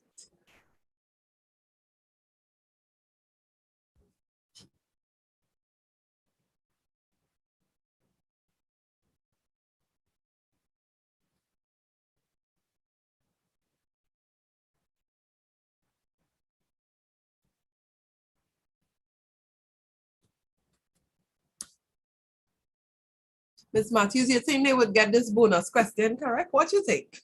Yes, because they are so attentive and all the previous questions, they were on point, I believe they will get it. Okay. Okay, Good. so I'm seeing some responses here. They are saying help. You offer help. You offer therapy. We are also seeing advice, helping kids and parents. All right. Counseling. Good. I saw counseling as well, they said. Good job. So And to helping and understanding. Helping and understanding. wonderful. Now I know that someone would have said advice. That is one of the things that we do not offer at mediation. We do not offer advice. All right. So we show you how to deal with situations, but we don't give advice. All right. So good job, guys. You all got that bonus question correct. And give yourself a round of applause. And let's move to the next slide. So I'm giving you guys homework. I know, but it's a fun activity. What I want you all to do for me, do you all remember the map that I showed you guys earlier on, where you had all the steps that you need to take to become a social worker? What I want you to do after the career fair is take a drawing pad or a sheet of paper, and I want you to draw that map. And on that map, I want you to put in all the steps that you need to take to become a social worker. And I want you to put in or put an X or draw a little avatar of yourself showing where you are currently. All right? So you may not want to become a social worker. Let's say you want to become a teacher and you were at this career fair and you found out how you can become a teacher and what a teacher does. You can even use that map and put in all the steps you need to take to become a teacher. So that's your homework, and you're going to stick that up on your wall. So every morning when you wake up, you can see it and be motivated. Even when schoolwork gets so hard and you're like, oh, I have to do this. and Miss just getting down on me, you know, you can look at that and feel motivated. All right. So now it's time for you guys to ask us questions that you may have for us. So pop those questions in the chat and we are here to answer all of them for you. All right. So Ms. Morgan, you're going to help us out with that, please. Let's see what the students have to ask us today. Well, they would have had a lot of burning questions from the beginning, from the start. So the questions right. were going in. All right. So question, is your job hard? How do you feel about it? All right. So let me answer for me and then I'll allow Ms. Matthews to answer. So my job, I would not say is hard, but as you go through your life, anything you do, challenges may arise. So sometimes you may be faced with a case or a person that you have to deal with, and it may be a bit challenging, but I get the support that I need from my colleagues. I go on the internet, I read, and I manage the challenge. All right, so Ms. Matthews, how about you? Is the job challenging? Yes. I just want to add to what Miss Allen said. Yes, there are days when we have hard days, right? Challenging days. But also there are days when because we could see some feedback from parents or even clients, our clients are saying, you know, the mediation process would have helped us so well, or the counseling would have helped us so well. That in itself is satisfaction for us. Yes, so yes, as I would agree with Miss Allen, there are days when it could get very challenging, right? But the feedback most times from our clients as to how they're benefiting, sometimes when you think about that, it erases or it suffices for whatever challenges you might have gone through, right? So that is my feedback. Okay, question. How did COVID-19 affect your ability to help others? Well, what we have done is we have adjusted. So change is inevitable. It means that things are always going to be changing. You can't stop change. And with that, we have adjusted and we've created our own virtual world. So what we are doing here now with you, we would have done this in person and you guys would have got to see us face to face. But we have adjusted and we now use the virtual world for counseling, for mediation to help persons deal with their issues. So it has not really affected us much because the work is still being done. Ms. Matthews, would you like to respond? Yes, what I would want to add though, it has even opened the doors for us to even involve persons on an international base, on a regional base. So we are able now to reach more persons that we might have had some challenges face-to-face reaching or meeting, right? So I think it would have done more good, right? Where we are able to assist more persons as opposed to the limitations we would have had before. Okay, thank you. But that's an excellent question, guys. Yes, very, very well. Very good question. Another one. Was there ever a time when a client lashed out and how did you handle it? Ms. Matthews, would you like to respond? Yes, so again, because of the field that we're in, where there's a lot of emotionally charged cases, we are prepared for when persons lash out or when persons, you know, use a lot of loud voices and stuff. That is the nature of our environment, because again, we're dealing with conflict. So because we're dealing with conflict is not something that is so easily managed, right? So there are a lot of emotions that would fly, a lot of crying, a lot of stuff happening. So yes, most of the times we have situations like that, But because we are trained, we would have gone through that process in learning about different conflict style, different resolution style. We are now equipped to handle those issues, right? So it is expected. That is why our motto is, talk it out, not fight it out.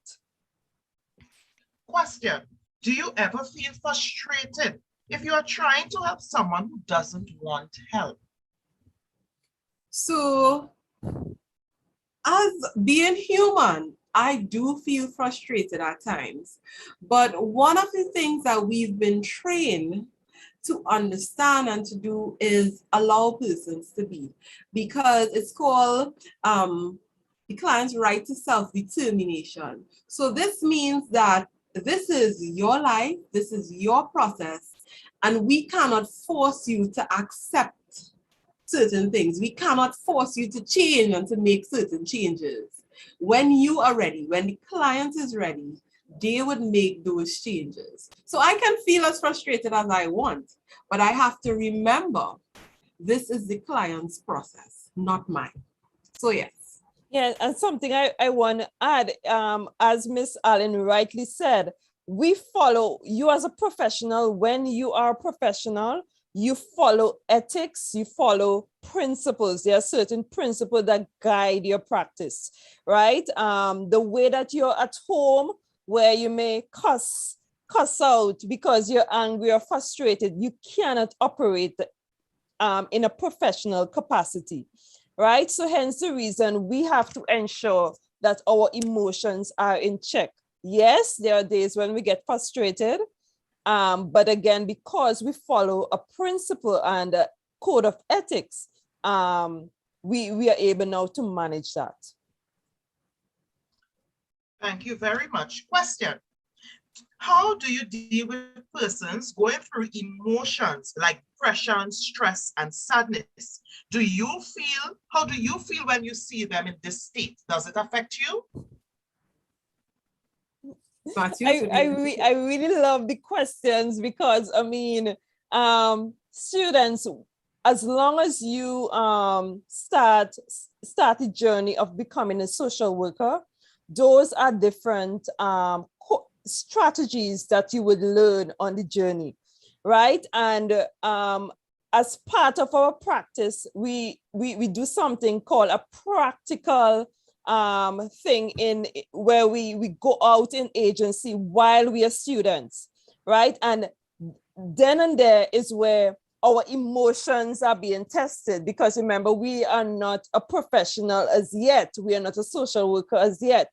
So yes, it had times, and there are still issues where we would meet maybe an issue of abuse, an issue of mental health. We may meet, right? But again, because we are trained, we have the knowledge and we have the competencies to deal or treat with those issues. That is what we do, right? But yes, there are times when we could get overwhelmed. And for me, I may not deal with it, or I may not act out in front of the client, but I may just go home and cry, right? Because again, that's a human part of us. That's the compassion part of us, wanting for persons to live their best life, right? Miss Allen, anything? Can I also add, I know part of that question, they said, how do you deal with when you feel sad and depressed, etc.? I want to encourage you all to reach out to your school social worker. Mm-hmm. If you've never heard about your school social worker before, ask a question. And if you feel as though I didn't have a good experience with my school social worker, you can speak to your teachers and ask them to reach out to us. And we would guide you to an institution, an organization that can get you the help that you need. All right? So go ahead. Ms. Morgan, any more questions for us? Is there a contact? The students were asking about a contact number. All right, sure, yes. Can I send that in the chat for you shortly? Okay, sure. I'll put it in the chat so the students can see the contact numbers. Sure. And the burning question, sure. What is the salary like? What is the salary rate? All right. Miss Matthews? Right. So the average salary of a social worker who, regardless of the field that they're working with, the average is nine to $10,000. Again, it could be more based on the qualification and the experiences of that social worker, right? But what I know, the average salary is 9,000 to about 10,000. It could be more or it could be less based on the experiences. Well, I want to again thank you guys at Community Development, particularly social work, for your excellent presentation and information to the students. So again, we want to thank you, Ms. Allen, as well as you, Mrs. Matthews. Thank you again. Thank you so much for having us. Thank you so much for having us. You're welcome. And all the best to all the students on their career path, right? So many blessings and God bless. Thank you, thank you. Well, students, you have heard, all right, from community development. You all would have asked a lot of questions. And, I'm really thankful that you are enjoying the session. Now, I just want to give a reminder, guys, because we are approaching lunch, all right? And we have one more presenter. I want to give a reminder. Please use the chat wisely so that it doesn't have to be disabled. Remember, boys and girls, as your moderator, I'm here to serve you. And remember that you are here representing your schools, you are representing your parents, you are representing yourself. So keep those things in mind. The things that you do and say would be a reflection of such. All right, boys and girls, so let's continue to have fun. And as we continue to have fun, I think I need to, just make sure everything is intact. And you all might be saying, Miss, what? You're not easy. Of course. So guess what, guys? Our next presenter has to do with the beauty, the fashion, all right? So we want to hear a lot about that because we know that you guys are into beauty, into fashion, all right? This is the trend. So we want to learn a little about beauty culture. So coming this morning to present to you is none other than Avi's Beauty Empire. All right, so let's welcome her. She comes. I look forward to hearing, learning, and I'm sure you are as well. So we are handing over to you, Miss Avi's Beauty Empire. Pleasant morning, guys. Morning, miss. I am Avalon Tampa, and I am the owner and founder of Avi's Beauty Empire. Miss, thank you very much for that exciting introduction. However, Avi's Beauty Empire is not just about hair or the outward beauty. We take pride in doing that holistic beauty inside out.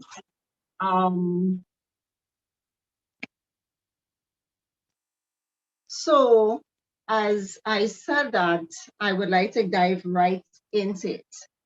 Thanks for having me again. And I have been a hairdresser for the past 20 odd years. I am not going to say 20 how much because I don't want nobody asking me, Miss, since you 10, you doing hair? Actually, I have been doing hair since I was 11. Not professionally, but it's something that I thought that was a disadvantage. And I took that opportunity and turned it into an advantage. The disadvantage was, growing up, I had 5 siblings in terms of girls, and mommy wasn't the person that could have really combed hair. So you always had to go to an aunt or a cousin, the neighbor, to sit down on somebody's step to get your hair combed. And we didn't know it was 4C hair then, but it was a challenge. So I started playing in my own hair, trying to get it combed for myself, and having these sisters, I would practice on their hair. And I kind of like it. So I started to braid my hair at the age of 11. So I went to secondary school, braiding my hair for myself from the age of 11, 12. And I fell in love with doing hair. While doing that, I thought that, well, it's a skill. I don't really need much academics to do hair.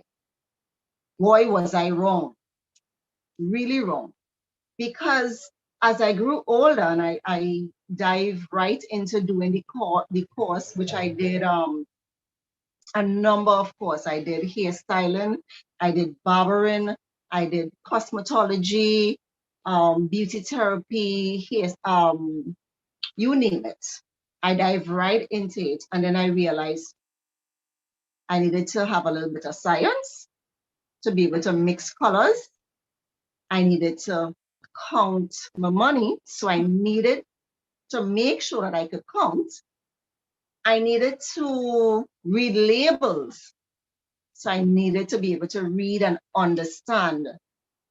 And as I grew, as I went into it, I realized I needed communication skills because I had to deal with people on a day-to-day basis. So, wake up call. Any skill set that you choose to go into, you need, and I emphasize, you need some level of academical background to be able to go forward, to be able to excel in whatever skill set you choose. I am going to stick to skill set because that's my field. However, how do you identify what you like to do? How do you identify what you really like to do? So, boys and girls, you guys will answer this a little later on when we get to the question and answer segment. So take note. What is your interest? Are you the person that talks a lot, like, like really, really chitty chatty and comfortable speaking in front of people? I want you to tell me what career you think can come out of that. Now, I have a few I can tell you, right? If you like, you're comfortable speaking, then we have something like what we do or what we are doing now. I am basically lecturing or having this conversation with you, and I'm quite comfortable doing it. But then we have motivational speakers, and then we have TV show hosts, and we have, a number of things that comes from just being comfortable speaking. So challenge that talkative behavior into something that will work for you down the road, right? Just don't talk and interrupt unnecessarily, right? Be mindful of that. One of the other things is like, are you the person that always stylish? You want your hair to match, the shoes to match, are you the person that really, then think about it. Some of the movie stars need stylists. They want to walk into a place and say, okay, this would look really nice on you. So these are some examples that you can really look at. What is your interest? What TV shows you like? What movies you like? What series you like? You like Bones? You like Castle? What? If these are things that pique your interest, then maybe you're a crime scene investigator in the making. Maybe you're an anthropologist in the making. There are a lot of things that you can identify that pique your interest at a tender age. You like making TikTok videos. Yeah? So if you do, then think about it. Are you a producer in the making? Are you a choreographer? So I point these out just to identify that despite the fact of what you think once you identify some of your interests at a tender age, you can indeed find careers or create careers out of these interests that you have now. You're not too young to, to start to head towards that career decision, right? You're not too young. I started at the age of 11. Just remember that. And what I thought was a disadvantage. And here I am today. I have won international competitions, and I would share a little sneak peek of the magazine, which is People's Choice magazine, which is an international magazine, winning their hairstyle category and coming third in their fantasy category in 2014. So I was just showing you, that I was featured in that magazine on 2 pages. I also won the African Roots Product Services competition as well.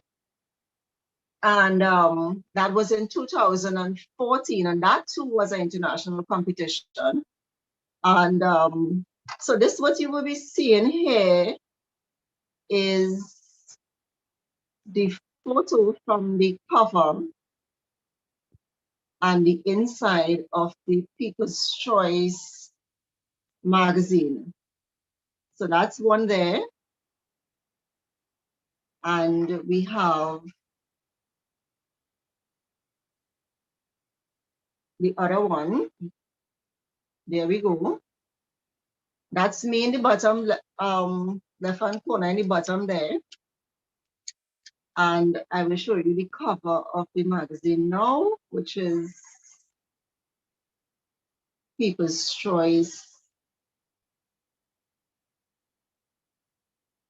So this was the magazine that I was featured in. And this is because I challenged myself to do things that I was not accustomed doing. I have won a number of other competitions, not as huge as this. I was also featured as the woman with a vision on the Superior Library Nallis library page. I was featured on 2 occasions. Humble, but there are things that you can challenge yourself to do. When we say holistic, I also do training in terms of ethics, and on the fashion industry, I teach people how to walk, how to model. I have a number of young ladies that I have promoted and trained that were quite successful in shows like Faizabad Carnival Queen, Point Fortin Carnival Queen, Point Fortin Borough Queen show as well, Little Miss Emancipation South Central, and a number of them, right? There's just to name a few. And if somebody had asked me back then when I was 11, if I would have gone to do hairdressing and cosmetology by extension, I was, nah, I just enjoy doing this. But this is one of the benefits that come from doing what you love. I always say when people comes into my salon, which is located in Superior, on George Street in Superior, when people come in, sometimes you're having a bad day. And it's not just about a hairstyle or a hairdo. It's about a makeover, a transformation, the conversation that we would have. Sometimes it's not just all about the money, it's about giving back to society in many ways, right? And when they leave, you see a different person leave. And sometimes when that happened, I would say, this is why I come to work in the morning. This is what makes me come to work in the morning. Seeing that you can actually touch somebody and they feel a particular, they feel different. They have a better day than yesterday. So that said, I want to encourage you guys to seek your passion, once you do what you love and you enjoy what you do, you have that energy, that motivation to get up and go. Being self-employed, as I own my own business, being self-employed, it's a challenge. It has its advantage and it has its disadvantage. Challenges. You work twice as hard because you're the first to reach and the last to leave. You make investments. If you lose your money, you lose your money. So you take risks. You know, you don't get paid sick leave and paid vacation. But the advantage is you work for yourself, which means you create that market for yourself. You could stay home when you want. You can go on vacation when you want. When you make that investment and it pays off, you enjoy the benefits. Then you can also create employment for people, right? You can create employment. You know, I train people as well. So I feel that I give back to society as much as society has given to me. And there's no better feeling than that, really. So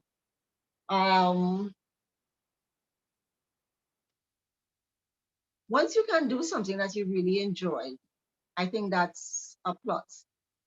So how about you challenge yourself to what you really like to do? What's your interest? You know, I have an example of somebody creating their own markets. And I was amazed, right? I would not call the person name or anything like that, but this person came up with this idea of cleaning shoes. I mean, we know we throw our sneakers outside in a bucket with soap and a scrubbing brush and whatever. He has mastered the art of cleaning shoes. And he has created an entire market. I am anxious to drop my sneakers or my shoes for him to clean, you know. You want that sole white and you want the lace come back white because when you scrub it, it does get yellow and kind of that. He does that. Who would have ever thought about that? So if you're one of the persons that think outside the box and everybody find that you're thinking weird, well, you just say some kind of thing, you real weird. No, weird is good sometimes, right? Or the company that recently started providing gas, wherever you shut down for gas, they bring gas to you.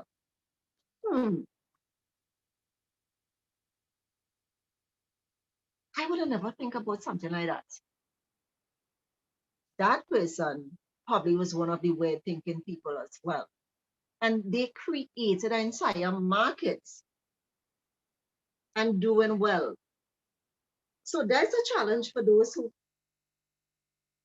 think, well, some people think that you're thinking weird.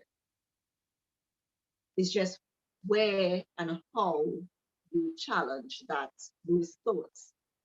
You're probably an inventor in the making. What do you think?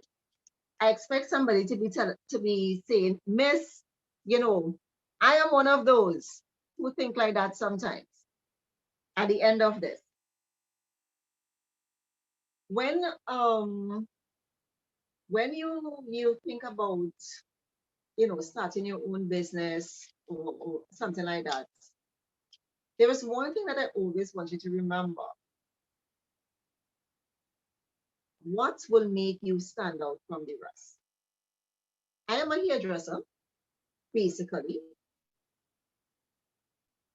Why am I still in business after 20 years? What makes people come back to my salon? It's not the prettiest. I don't offer coffee, nor tea. What? And this is something that I want you to ask yourself. What would make my business different? You would answer that for me later on at the end of our sessions, right?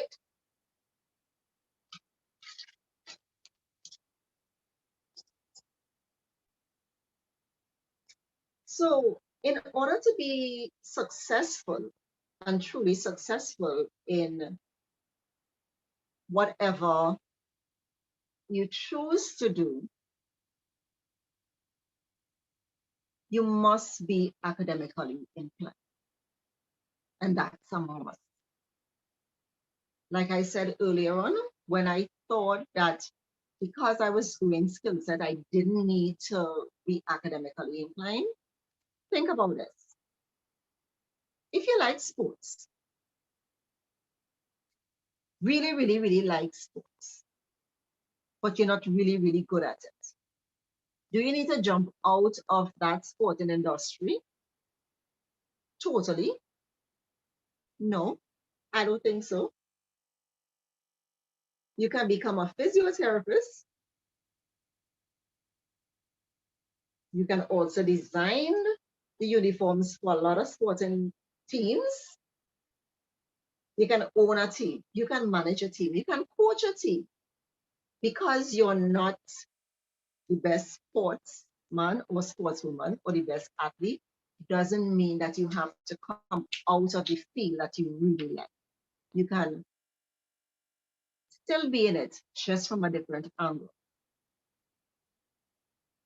And I say this because I just want you to think about so many things that you can really do if you want to be skill set. There are so many things. You like to draw? The world has gone tech. Everybody needs an animator. Everybody needs a graphic designer. So instead of drawing on paper, then draw on the computer. Spend your time on the computer, download an app, you know, that kind of thing. So I would continue to encourage you in looking at the things that you are interested in and find a career. There's a career in everything, whether it is academically, as in doctor, lawyer, nurse, police, that kind of thing, or whether it is skill set. So be mindful. You don't want to do something that everybody doing and just be normal. What will make you stand out? Challenge yourself. That's key in defining and looking at a skill set, right?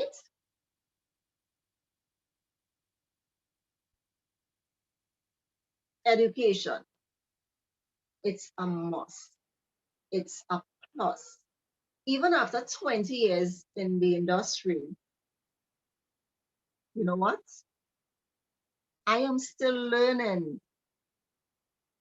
Yes, I am still learning. I have to keep abreast with the new styles, new products, new trends, new ways to do stuff.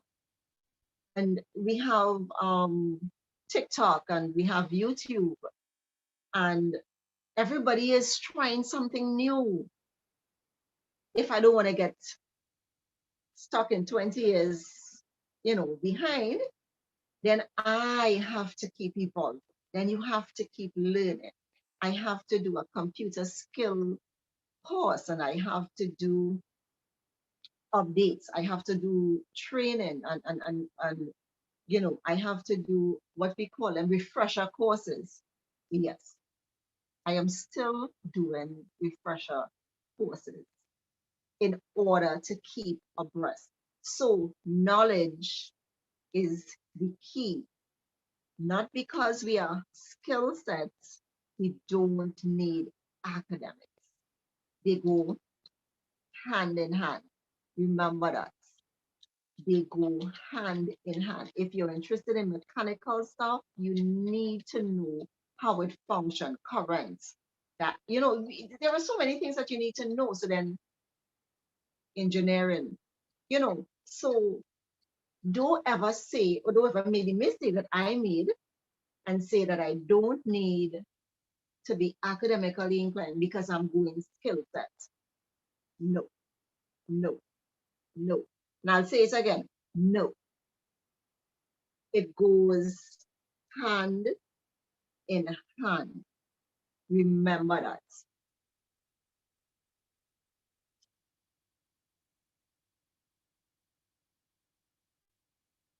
Let's find out talking plenty. It's almost time for question and answer segment. Almost. So I'm going to wrap up here by saying persistence is the key to success. Not because one door closed, that's it. Variety, consistency is the key to success.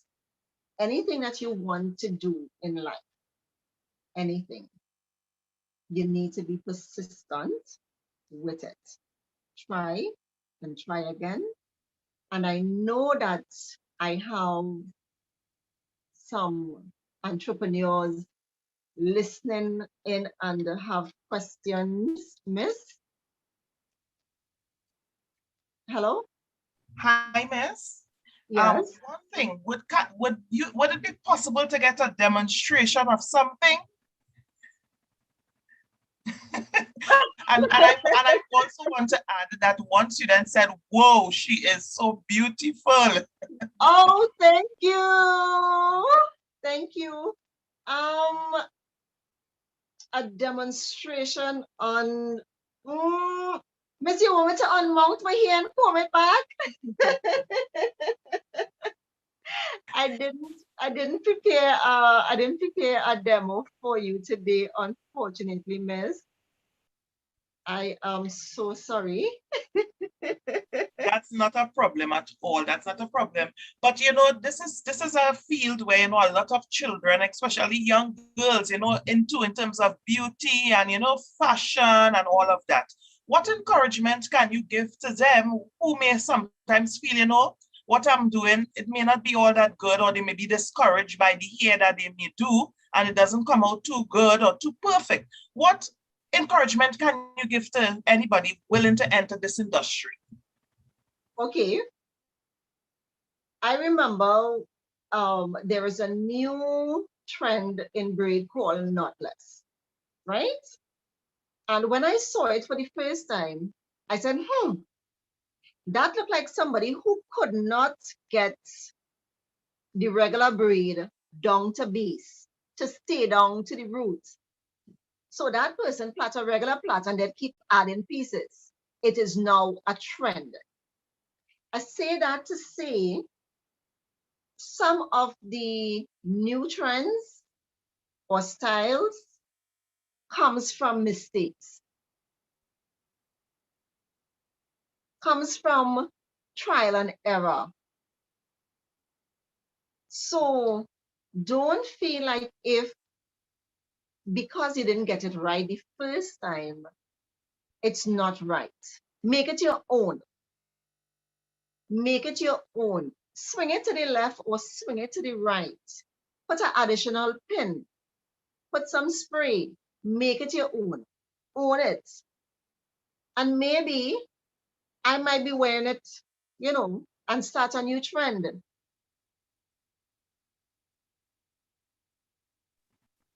Truly, truly, thank you very much. Thank you. Is it a possibility that they could maybe get us tour of the salon to see?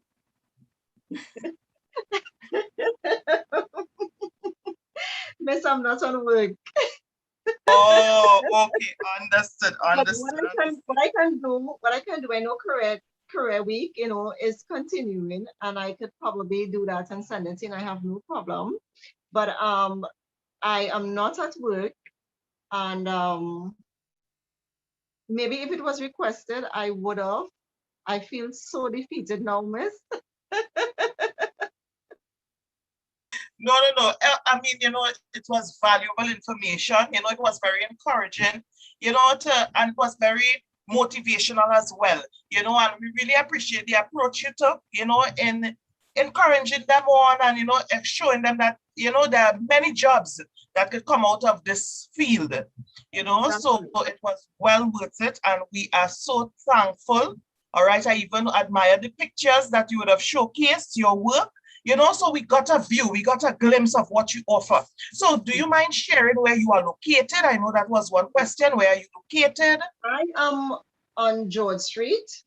It's 68 George Street, Superior, which is 2 buildings after the library, 2 buildings after Nallet, and 2 buildings before the back of Boys School, Superior. Okay, thank you very much for that. So boys and girls, you have heard, all right? And we really want to thank you and appreciate you for coming and sharing, you know, in this career field to the students. So again, on behalf of us at Guidance Student Support Services, we say thank you. We have any questions? What tools do you use? Question, what tools do you use? Okay, different services requires different tools. For example, if I'm doing a curl, we have like curling irons. If I am doing a hard curl, then we use like the bumper oven. If, of course, we have the blow dryers, which is hand dryer, then we have overhead dryers, which is the standing dryer. We use tail combs. We have different size tail combs, rat tail combs, regular combs,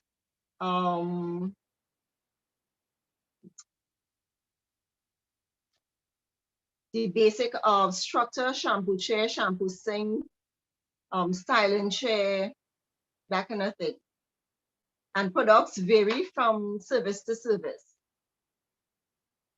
Okay, very nice. Thanks for sharing. Question, how do you deal with a difficult customer? Because a customer might come in, you know, they want a particular style, they want to, you know, how do you deal with a difficult customer or client? Dealing with a difficult customer takes a bit of skill, hence the reason why I said that I needed to do communication skill. I had to actually learn. I had to take a course in terms of communication, how to, of course, how to deal with a difficult customer. Dealing with a difficult customer, the first thing to do is to try to take control of the situation in terms of probably calming the person down. There is this rule where the customer is always right, but the customer is always right, not giving up your total rights. You know, you have to meet that person halfway. So you try to calm the customer down. For example, somebody comes in and said, you know, I want my hair cut. And I ask, you know, how short, how long, whatever it is. And I say, well, I want it short. Okay, short mean short, right?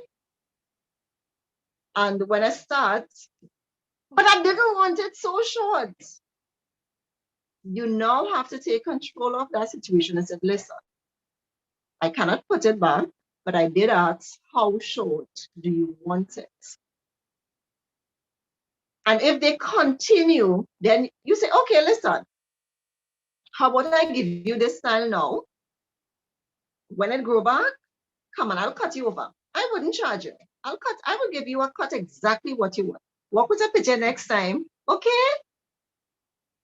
That's where, you know, you meet them halfway, you calm them down, because you're not always aware of what people is dealing with other than coming into your salon. So you always have to try to take control of the situation in terms of calming the situation down at first. And then, you know, people always like free. Understood. Another question. What challenges have you encountered during your business, in growing your business? What were some of the challenges? Okay, while I answer this question, Miss, what I will try to do, I would share some pictures as well of some of the work that I've done, right? While I'm answering this, I'm just gonna find the pictures, and maybe that will help a little bit, right? Challenges. When I started off renting a station from somebody, and being able to work in that environment with multiple stations owned by multiple people. You know, you have one of the issues of people talking about this is my customer, this is your customer. So you had that communication issue as well. Another challenge was being able to source the equipment that I wanted to do particular services. You know, you always had to go get what you want, size and that kind of thing. Finding somewhere that is comfortable to rent, seeing that I'm not working out of my home, finding somewhere that is comfortable and reasonable and affordable to rent. You know, because I'm now on the ground floor, I have some elderly customers that cannot walk up the stairs and that kind of thing. I think because of my personality and the experience that I have, the challenge with other hairdressers in the area, because you know I'm not the only hairdresser in the area, I had to find the balance where you know you can communicate with them so that it's competition, yes, but it's not harsh competition, it's not rivalry. And these are some of the things that you know go a long way in terms of building a clientele and being able to maintain a respect with what the customers and other clientele. Right. Thank you very much. And we understand, as well as appreciate some of the styles that you would have showcased. So, officially, we want to again thank you for your offering your services to us. We really appreciate the information and knowledge, the wealth of knowledge that you would have shared. So again, we say thank you. Thank you very much, and we appreciate it. You're welcome, Miss. And to the boys and girls that listen, remember, motivate yourself, challenge yourself, look at your interests, and persistent is the key. Bye, guys. Bye. So, guys, there you have it. There you have it. All right, we have had a lot of information this morning given to us. All right, and this time we would like to break for lunch. Okay, we know we went a little over, but we want to break at this time, and we would resume at 12:30. So, guys, go enjoy your lunch and come back because we have some fun, exciting things to showcase this afternoon. So, I look forward to seeing you guys again. I'm your host, Miss Morgan. Until 12:30, do have a good day.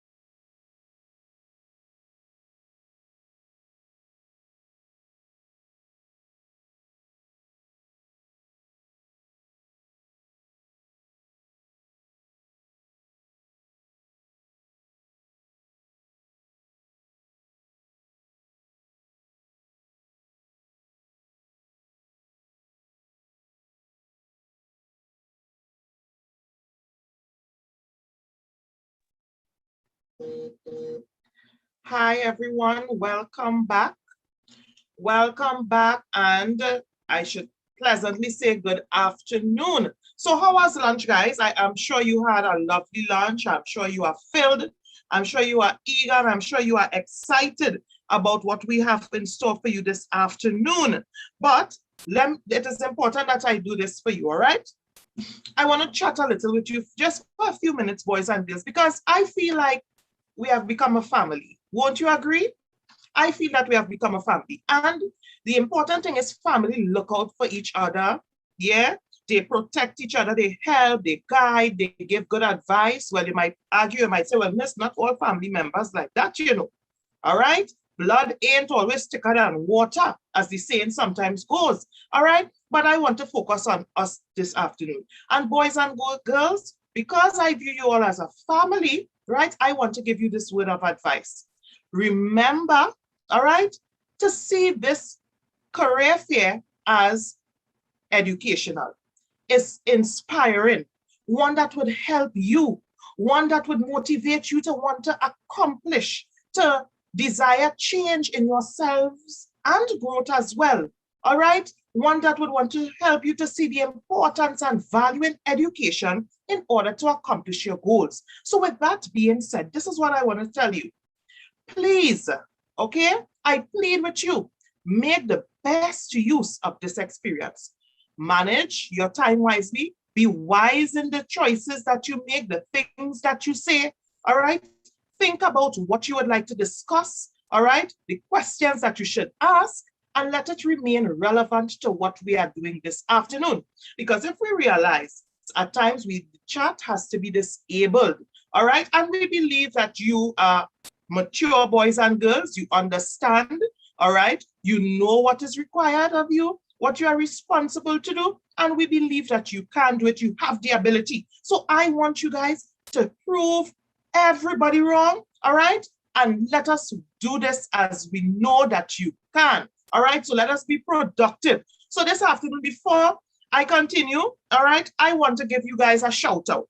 I think it's right that I give you guys a shout out. So I hope that Granville RC is here with us again. Yeah, is Granville here? How about Guapo Government Primary? Yeah, is Guapo Government with us? Ikakas Government, are you here? Are you in the room? Are you eager? Are you ready? Are you waiting? What about Lobre RC? Lobre RC, is Lobre RC in the building? I am sure Lobre RC is in the building. Yeah, or Lokmoben RC. We are supposed to have Lokmoben RC here with us as well. What about Mondiablo RC? Are my students from Mondiablo RC here and ready and waiting? Yeah? Or Palo Seco Government? Palo Seco Government, where are you? Palo Seco Government Primary, are you here? Are you here? Penal Presbyterian. I am sure the students from Penal Presbyterian are here. Yeah? Pepper Village Government. Hello, Pepper Village. Are you with us this afternoon? What about South Oropouche RC? South Oropouche RC, are you here? Yes? Well, we want to welcome all of you again for joining us, for being back here with us this afternoon. All right? And this afternoon, we have two presenters, okay? And it is very interesting, right? It's at least I am excited. I am eager. I'm sure you are as well. So remember, take notes, all right? Listen to what the presenters are saying. This is your opportunity to ask questions.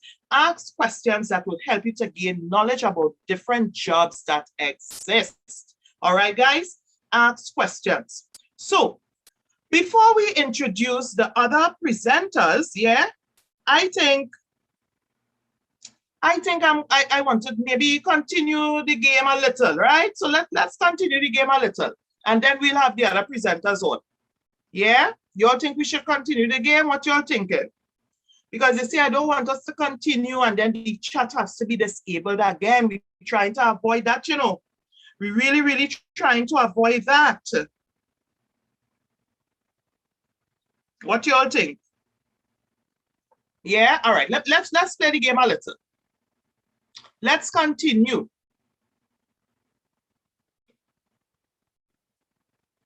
All right, so the last place we stopped was here, right? This is where we stopped. The last place we stopped was here. All right, and we said soldier. So we're moving on. We are moving on. What job is this? What job do you think this is? What job do you think this is? Let's see, let's see. No, that's 3 words, eh? That's 3 words there. So if you said deep sea diver, you are correct. Did you say deep sea diver? How many of you all said deep sea diver? You're sure you know what's deep sea diver off the bat? Very good job. Look at this one. Which job is this? Which job is this? Who could figure this one out? An astronaut. Astronaut. This is the job. Astronaut. How many astronauts here? How many of you looking forward to being an astronaut one day? Yeah? All right. Let's move on. Look at this job. What job is this? I think I figured it out, you know, and I'm sure many of you figured it out already. Yeah?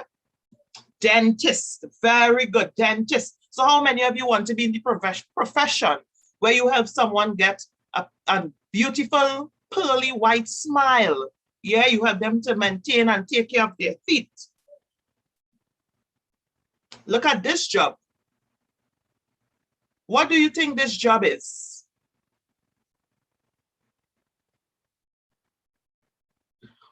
What do you think this job is?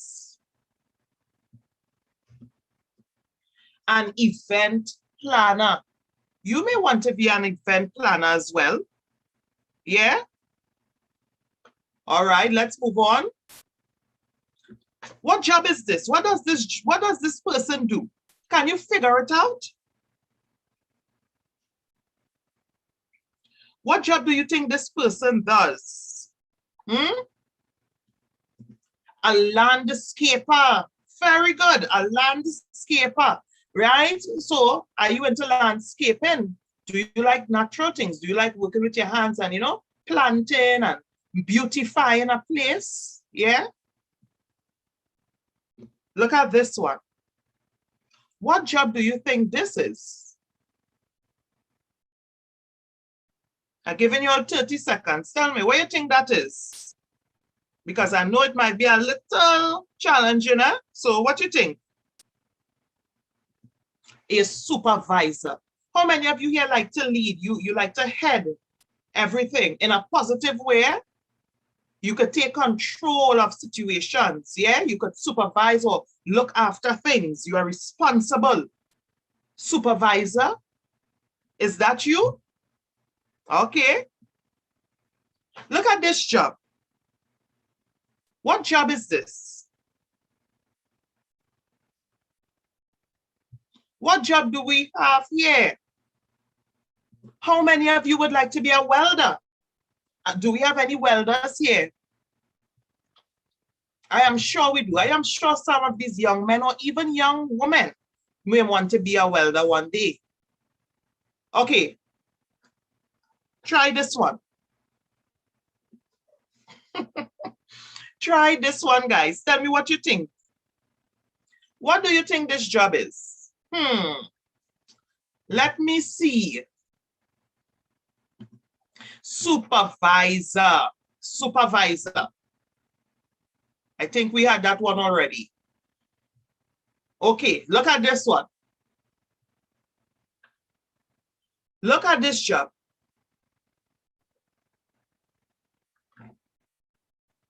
All right, let's see. An accountant. Do I have any mathematicians here? Anybody that love numbers, love digits, you could work it out. Woo! No time. Miss give you some, you could figure that out like nothing. Yeah, you are very good at managing your money. Yeah. Or tracking it. You know how you spend it, what, you know? How many of you would like to be an accountant one day? All right, next one. I'm sure I would get you with this one. A positive, positive, positive. I will get you guys with this one. What do you think? A construction worker.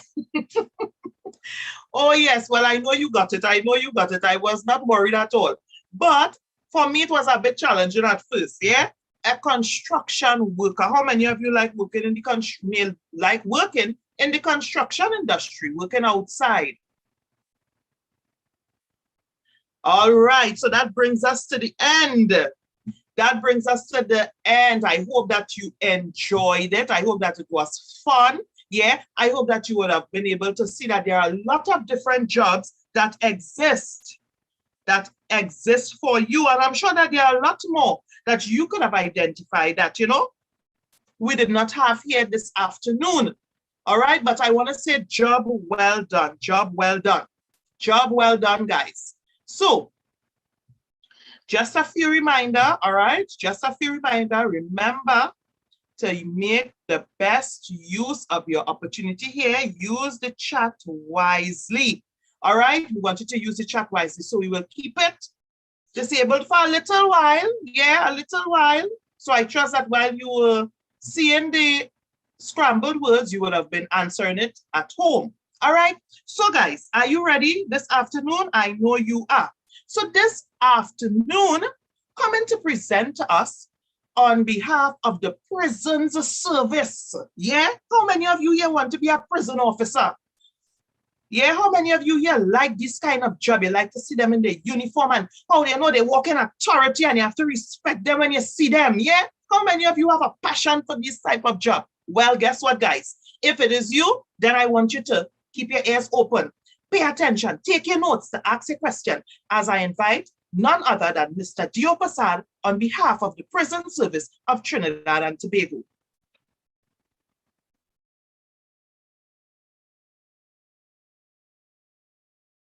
You can unmute your mic, sir. It's muted. Nice, thank you. Hi, good afternoon, students. Good afternoon, teachers. Good afternoon, viewers. My name is Dio Prasad Ramuta, and I am acting in the capacity of a Deputy Commissioner of Prisons. Are you hearing me clearly? They're receiving. Yes, sir. Okay? Yes, we are.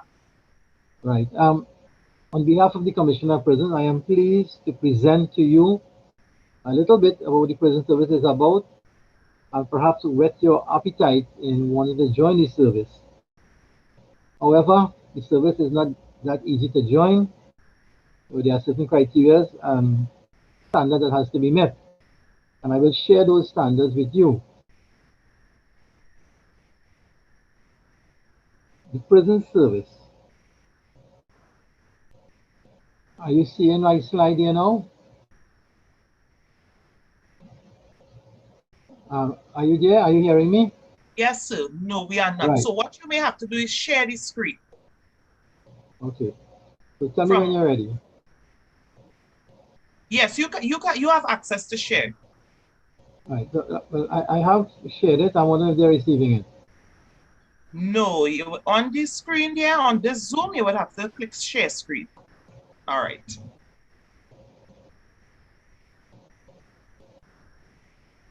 Okay, how is that? How is it now? Okay, no, we are not seeing it. Your camera came off actually.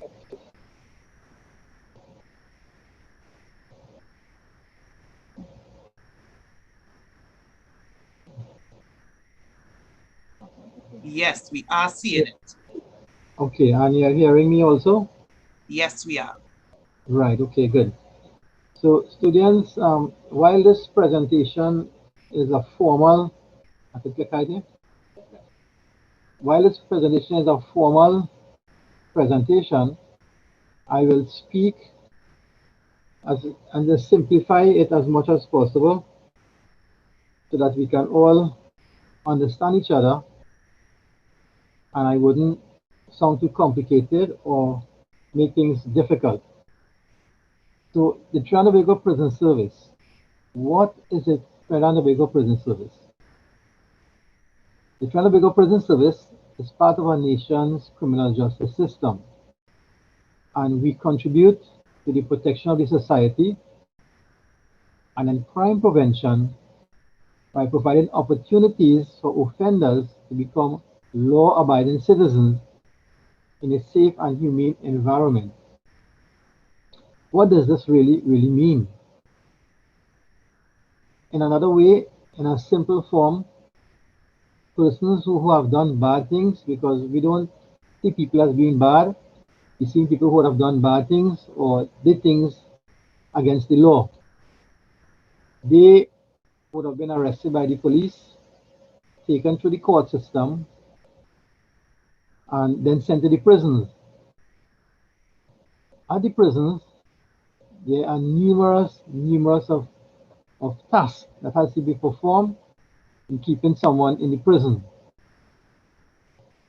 And it goes beyond just keeping them there. Persons have to live in the prison system for many years.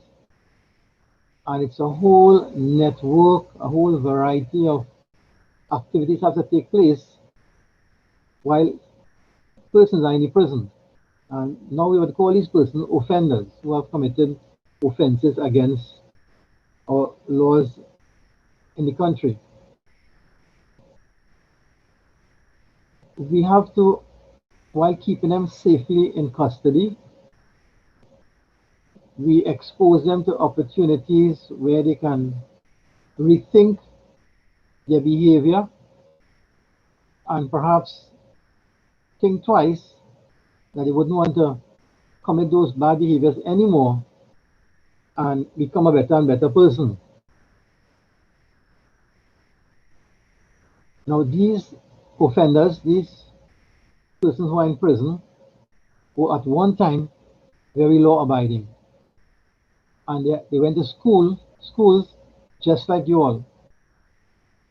Because of certain sad or bad situation in their lives, they may have dropped out of school. The majority of persons coming to the prison as prisoners would not have completed their full term of education. So I want you all to take note of this right now. If you are well informed and well educated, it is less likely that you may choose to go against the law.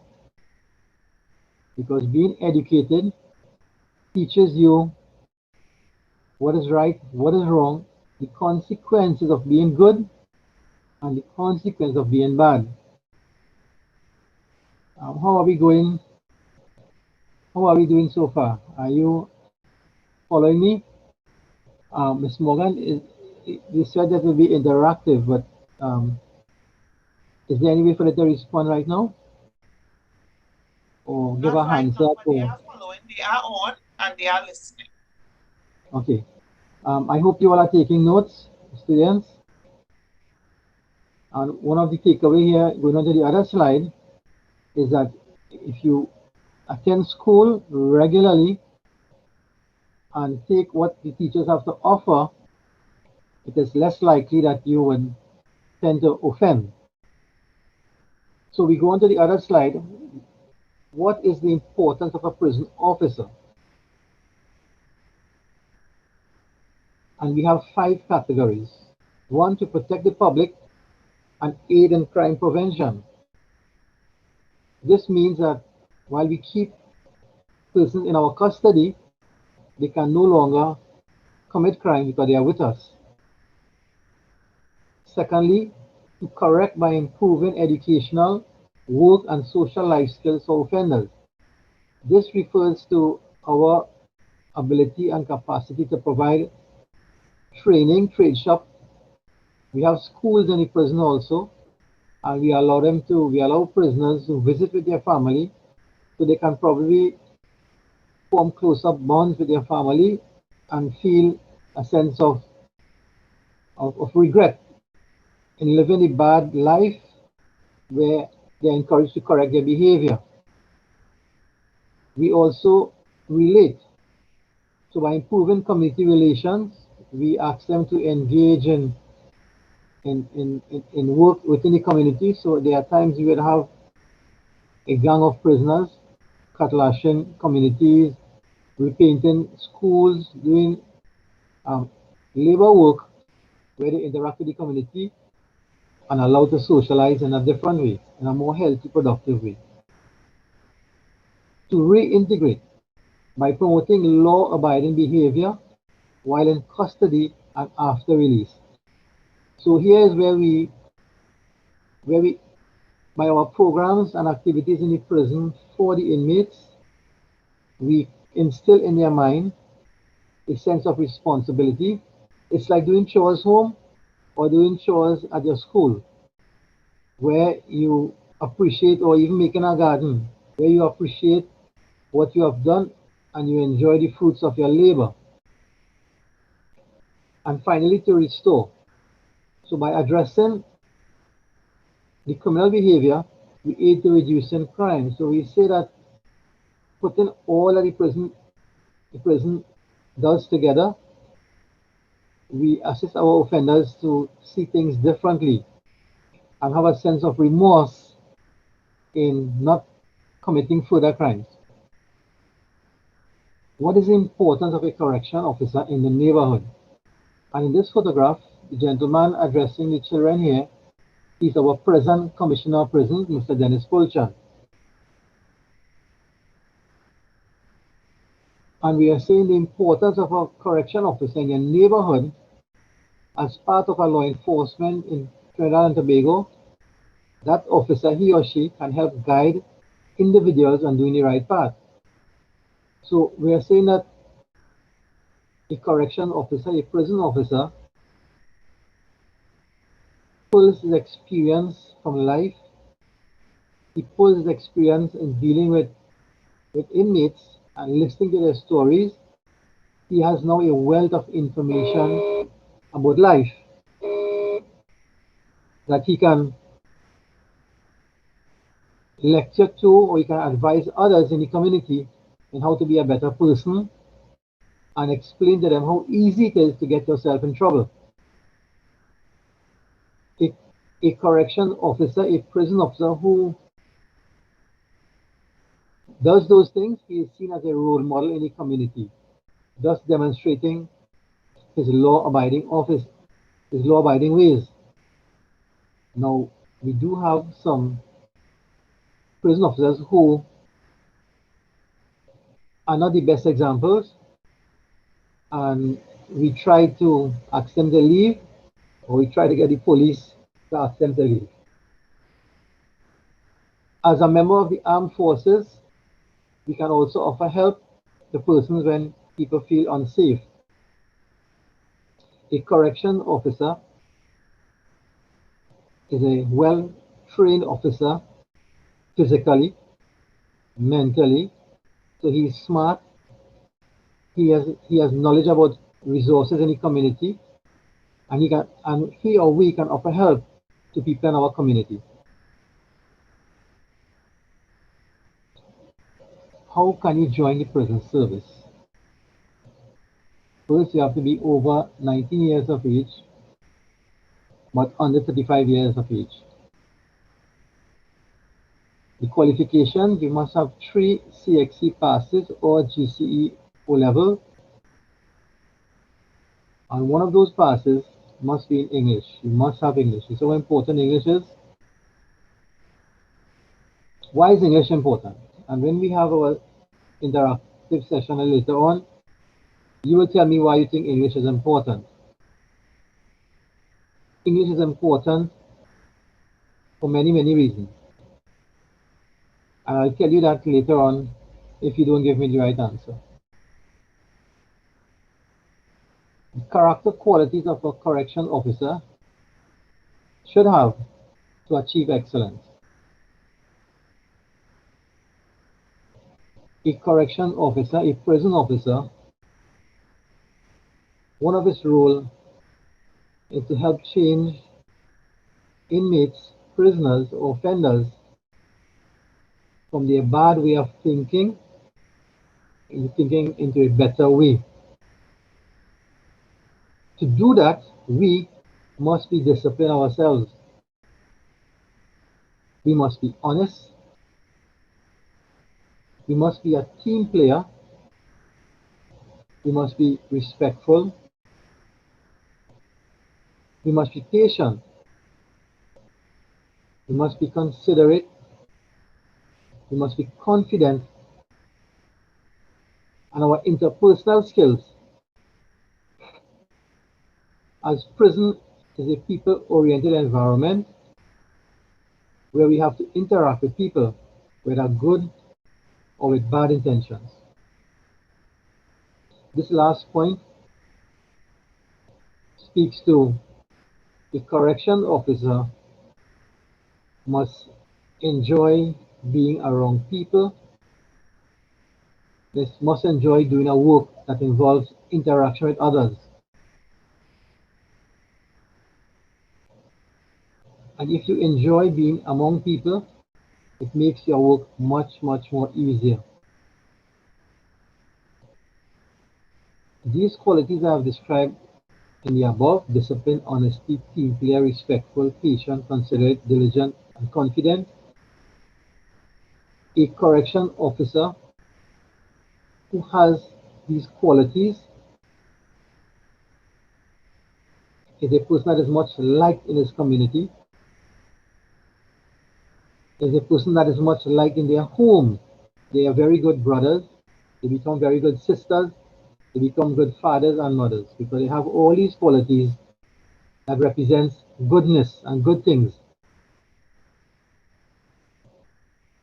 Would you like to be a correction officer having all these qualities?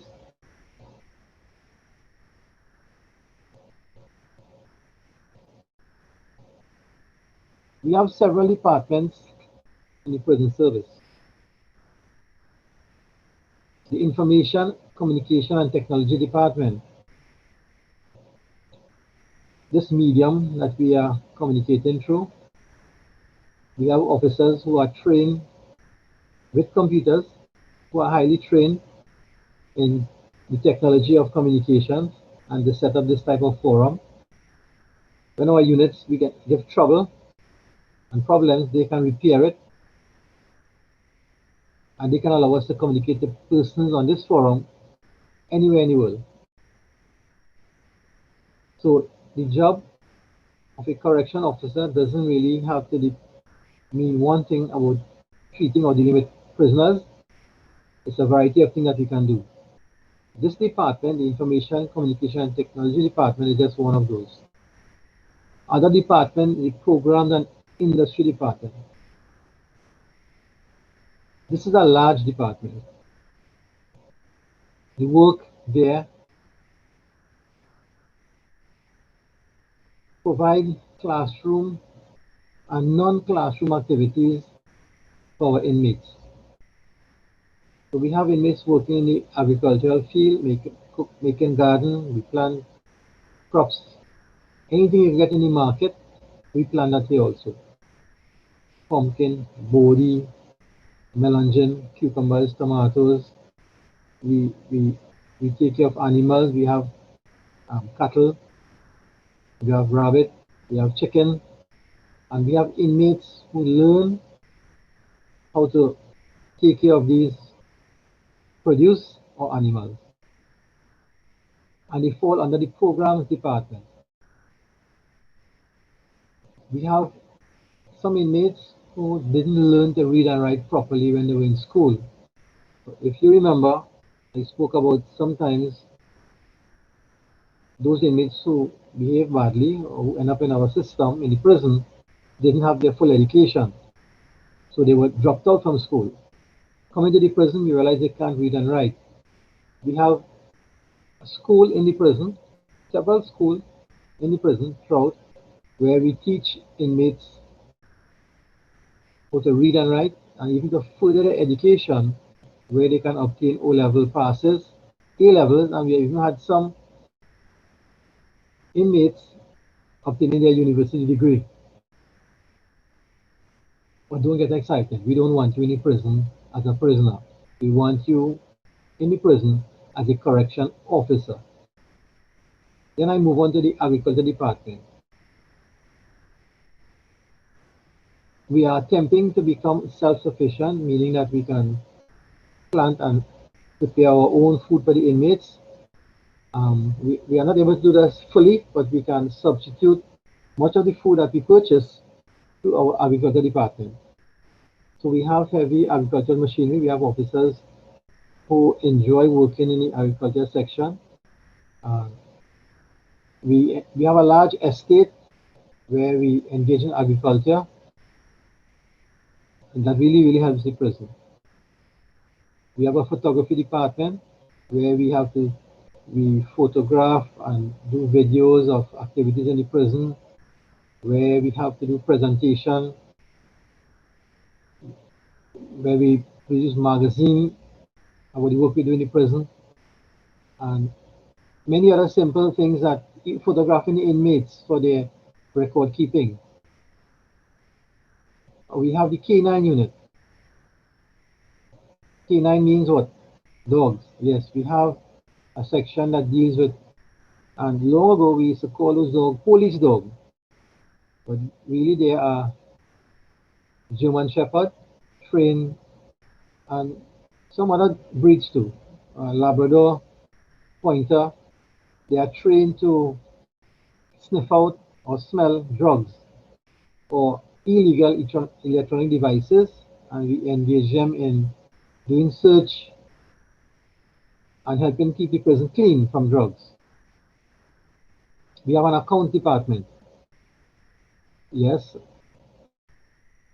all persons who work, once they get a salary, and you need an accounting department to count and give persons the monies that are due to them.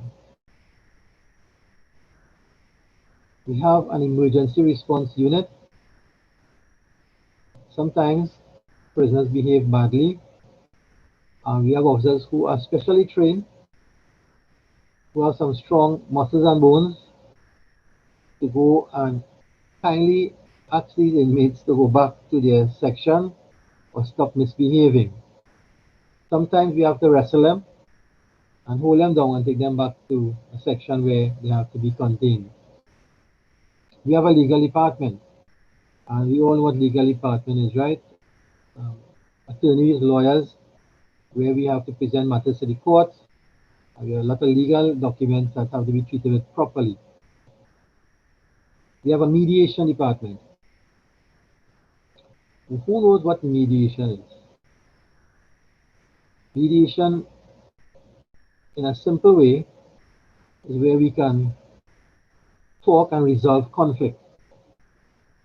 Prisons are a very high conflict environment, and this mediation department attempts to have us talk out our problems. So there is conflict between officers among themselves, there's conflict among the inmates, there's conflict between the officer and the inmates. The mediation department allows us to talk things out as opposed to fight it out. The last on the list there is the chaplaincy unit. Nothing good can happen without God's permission. We have officers who are chaplains in their own faith, Christianity, Hinduism, and Islam. And these three main religious faith bodies of officers, we attempt to treat to the needs of officers and help develop their spiritual development, making ourselves better and better persons. Miss Morgan, can we go to our video now? Yes, sure.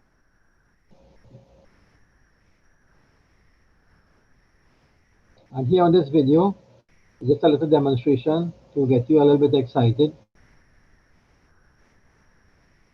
about things that happen in the prison. Mrs. Morgan, I'm not seeing which one the video is on play. Can you tell me? Okay, it's not up as yet, sir. Okay.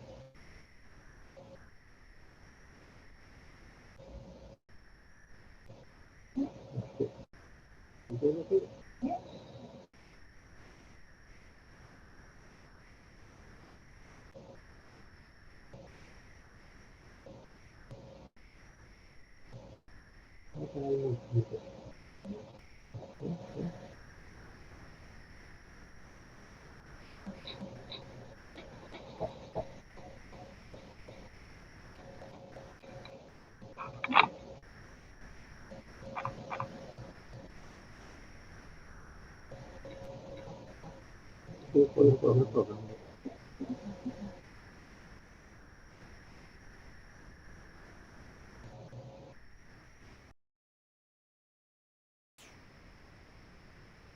We have officers marching, and this was all clipping made it up natural. Came to our parade. These were new of who were and well trained for 6 months, and we have a ceremony where they demonstrated skills that they learned.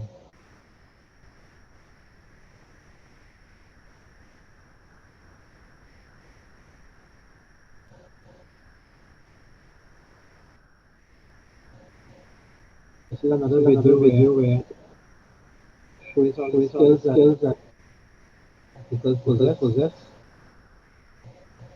in self-defense.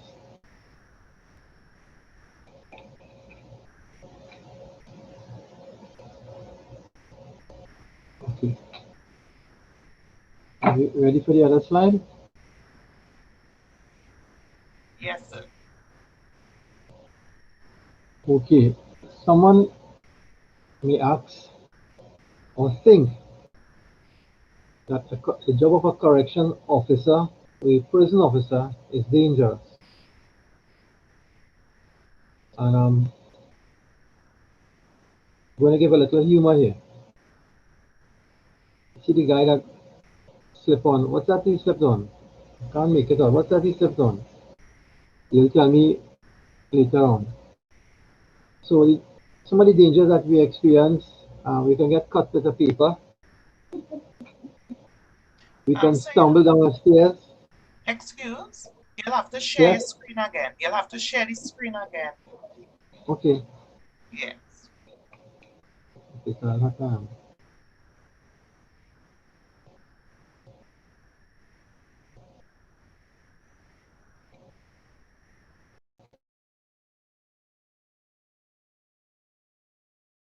Yes, we're seeing it now.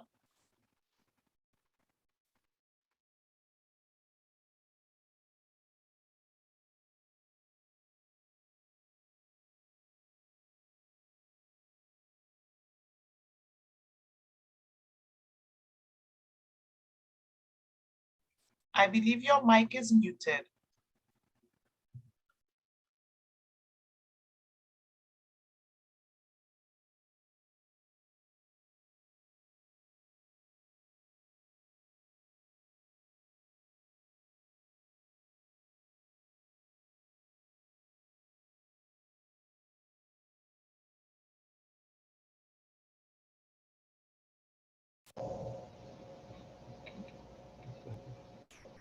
Are you hearing me now?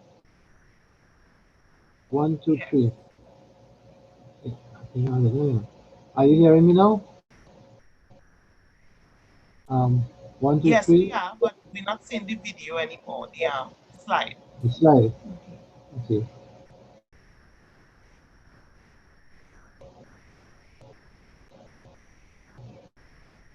What about now? Is the slide perfect. up? Yes. And you're hearing me? Yes. And you're hearing me? Yes, sir, we are. Right, okay, good. So I was saying, yes, there are some risks involved in being a prison officer or correction officer. And I will explain some of the risks and you will tell me if you agree with me later on in the presentation. So yes, you can get cut with a piece of paper. You can slip on the stairs, you can stumble down the stairs, or you may even walk into a glass door. A prisoner may accidentally step on your toe. From walking to one building to the other, you may get wet in the rain. And these are some real dangers, but there are some others.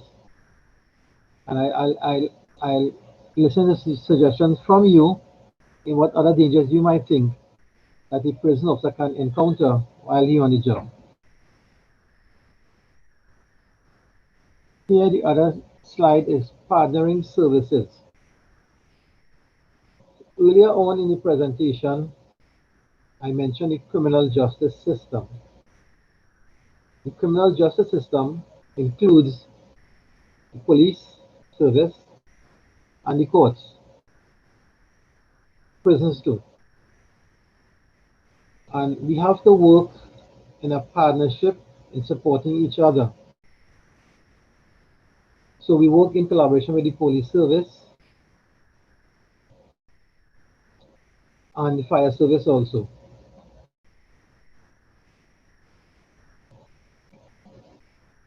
The benefits of being a correction officer. It's a specialized task in that you are specially trained to be a correction officer, and you are skilled in many areas. We have a fairly okay remuneration package. We get pension, medical benefits, but we don't get as much money as your teachers, but we try to make do with what we get.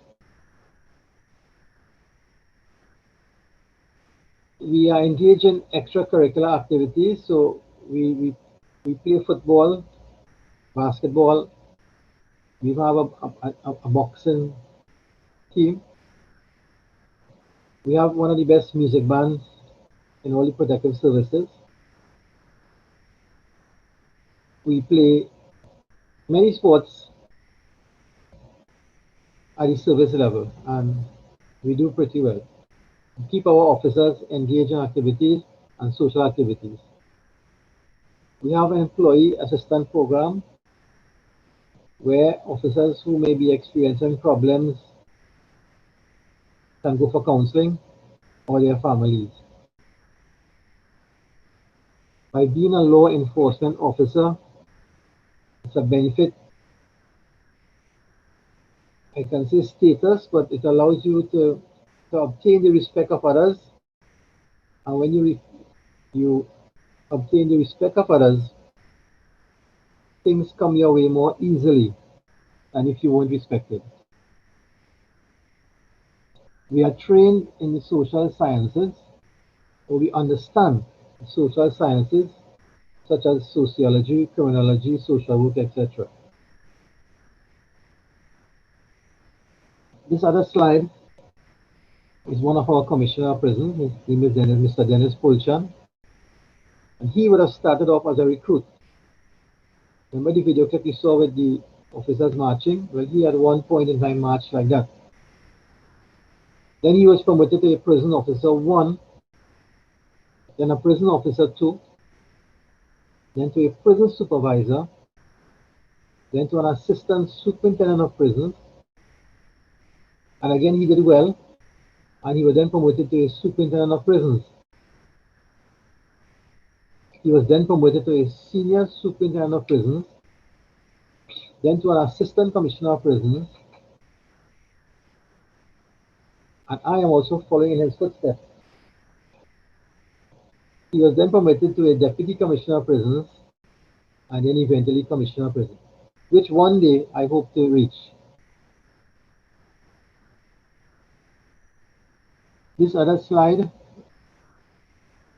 shows the ranks and the badges worn by us of various ranks. I wouldn't bore you with the colors of our uniform and all that.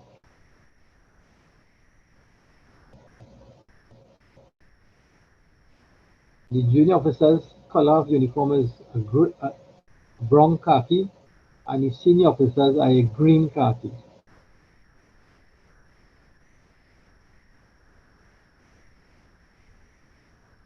Here we have a photograph to the left of male and female officers. Don't they look wonderful? You would see the officers with a cord on their shoulder, means they are of supervisory level.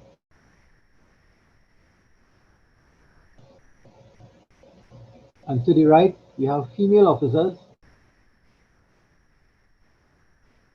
And to the left, we have male officers marching. And there we are in our ceremonial way.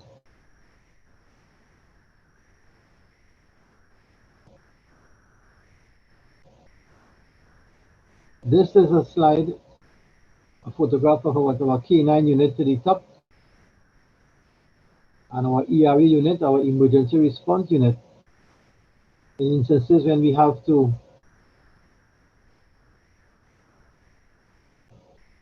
use some force to take control of bad behaving inmates. Here we have some senior officers. Guess which one I am?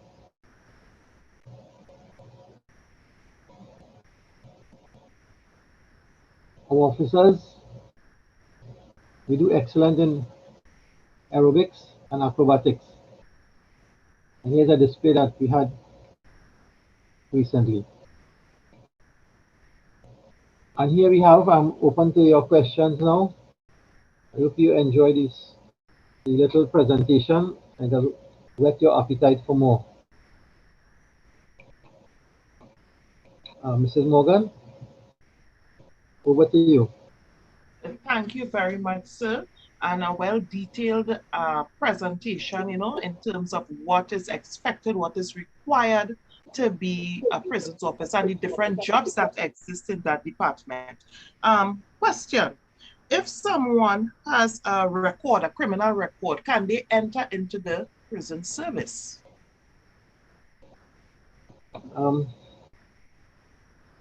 Not at this point in time. In the government service, if you have a criminal record, but let's say of a serious nature, you're not allowed employment into the government service, not at this point in time. That's why it's important to try your best and not to get yourself in any problem where the police have to get involved. Yes, thank you very much. And I'm sure the students are listening carefully to what you would have said. Question, how do you deal with a difficult or irate prisoner? A difficult or irate prisoner, first we try to speak to him with the utmost courtesy. First we try to fully understand what's causing his problem. And we try our best to address this problem if he has a good reason for his behavior. For example, he may have been expecting a visit from a family member and the person didn't show up, and he's thinking that the person did show up and the officers didn't want him to get the visit. And if it is truthful that the person didn't show up, we could probably make a phone call to that person and they would probably explain that they really didn't come for some whatever reason. There's the inmate that would behave irate without any good reason, and if talking to that inmate doesn't work, our officers are trained in self-defense, where we know how to gently hold the inmate without causing him much injury and take him back to his cell and put him in a safe place so that he wouldn't be able to hurt himself or hurt others. But the most important thing I need to underscore here, we try dialogue first at all times. Another question, is your job highly stressful dealing with prisoners? Yes, it is highly stressful. It is highly stressful. And how do we deal with the stress? I would suppose the next question would ask. You keep alive your family life, your social life. You have some sort of an activity where you can engage in physically to release that stress. So, and yes, sometimes you can use humor. So having a joke here and there or a line with a friend helps with the stress. The slide that I showed in Dangers of a Prison Officer, where the guy was slipping on a banana skin, or when I said it, getting paper cut or stumbling down the stairs, it was using humor in a serious situation to have a good outcome. Right. Thank Next you. question. Next question. What advice would you give to young persons who want to be a prison officer but are actually fearful due to the risks?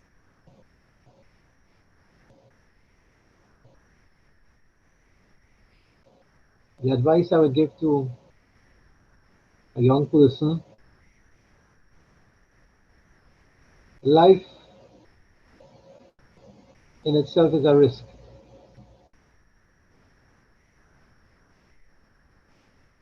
When you traversing, when you are traveling in a vehicle, there's a big risk involved.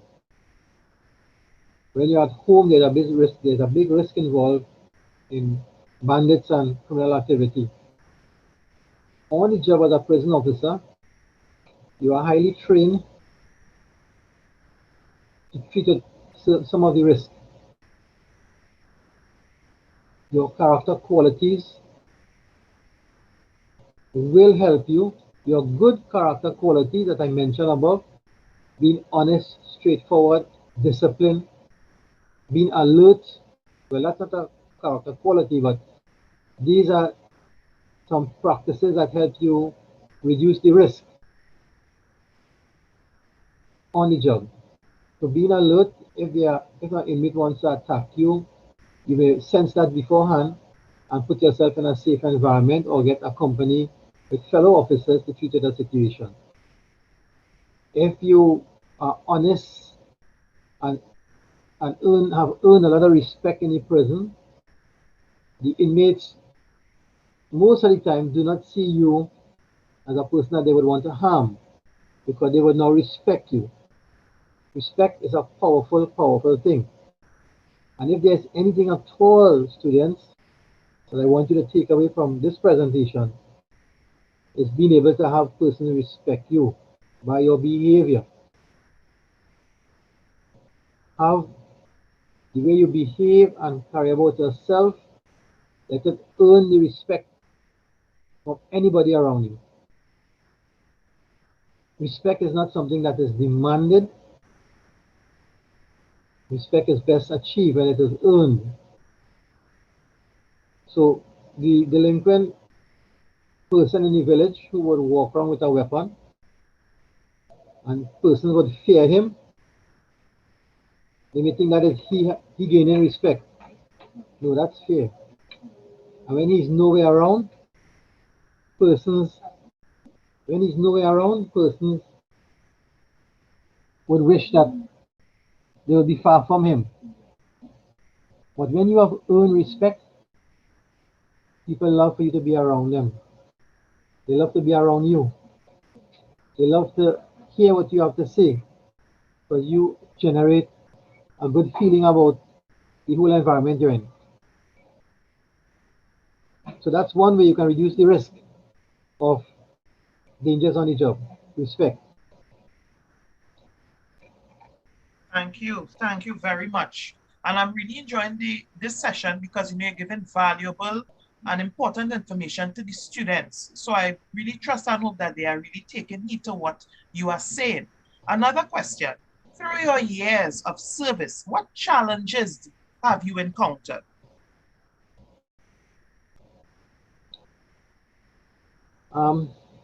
Getting my officers to do exactly that.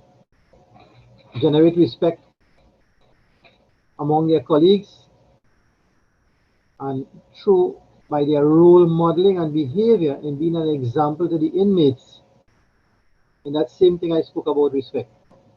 Respect is a powerful, powerful ingredient in helping you in today's world of survival. If you were going to a job interview and the person interviewing you for the job believes that this person is so full of respect, kind-hearted, that is an asset in you being successful in getting a job.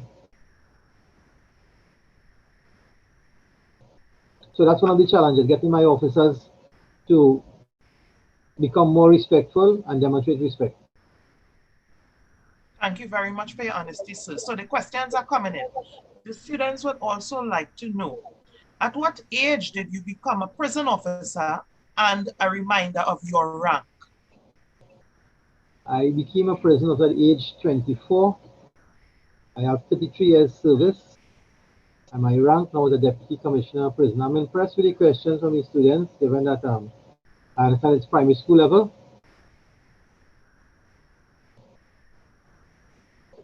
Okay, thank you. Another question. What are the working hours?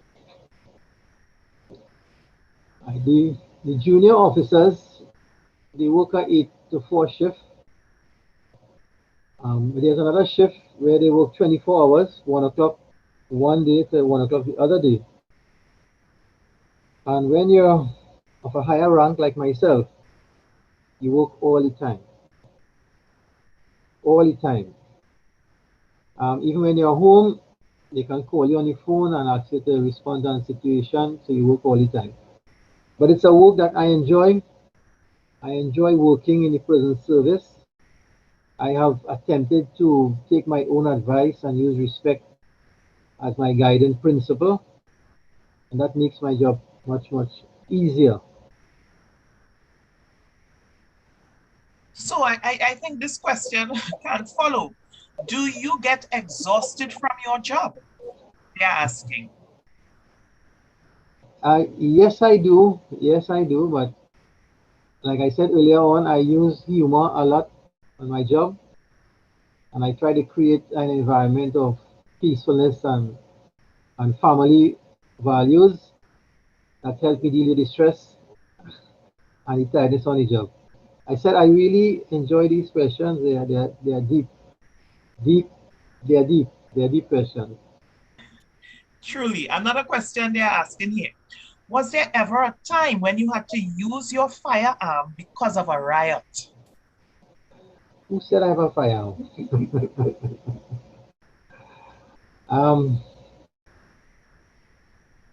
There are some serious situations that can occur.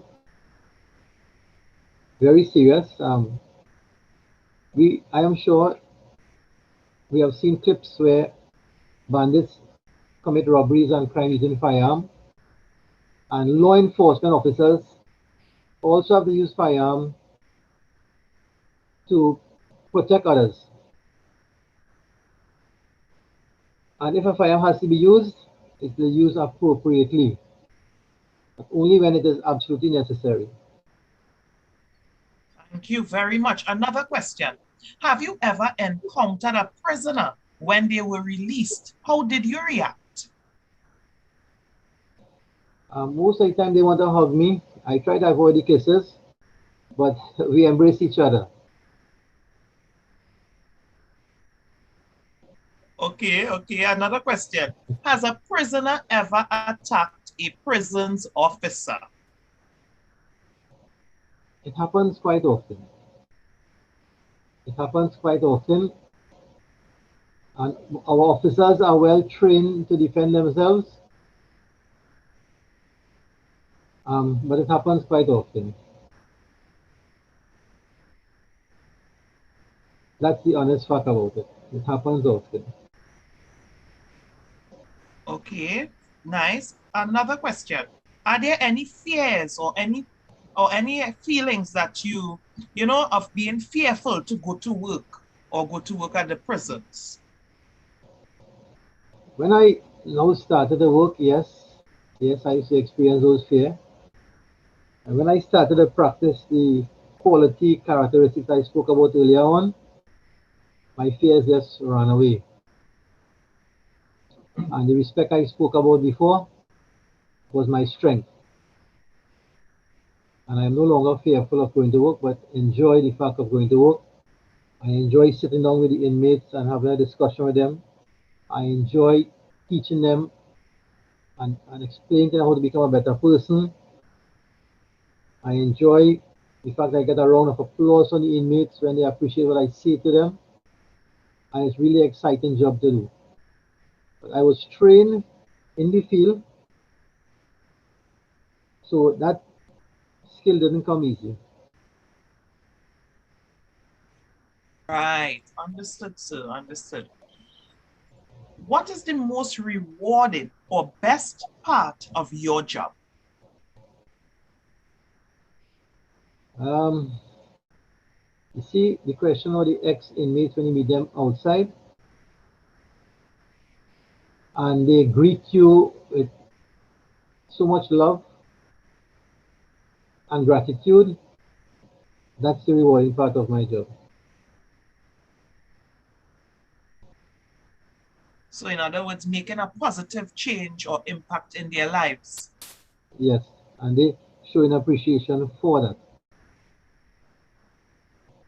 Okay, and another student would like to know, why did you choose to become a prisons officer? I have to be honest, right? So that's a yes. I started off wanted to become a prison officer by looking for permanent employment. And after gaining a job, I fell in love with it afterwards. It wasn't my first choice, neither was it my second. But I suppose by divine intervention, it was my calling.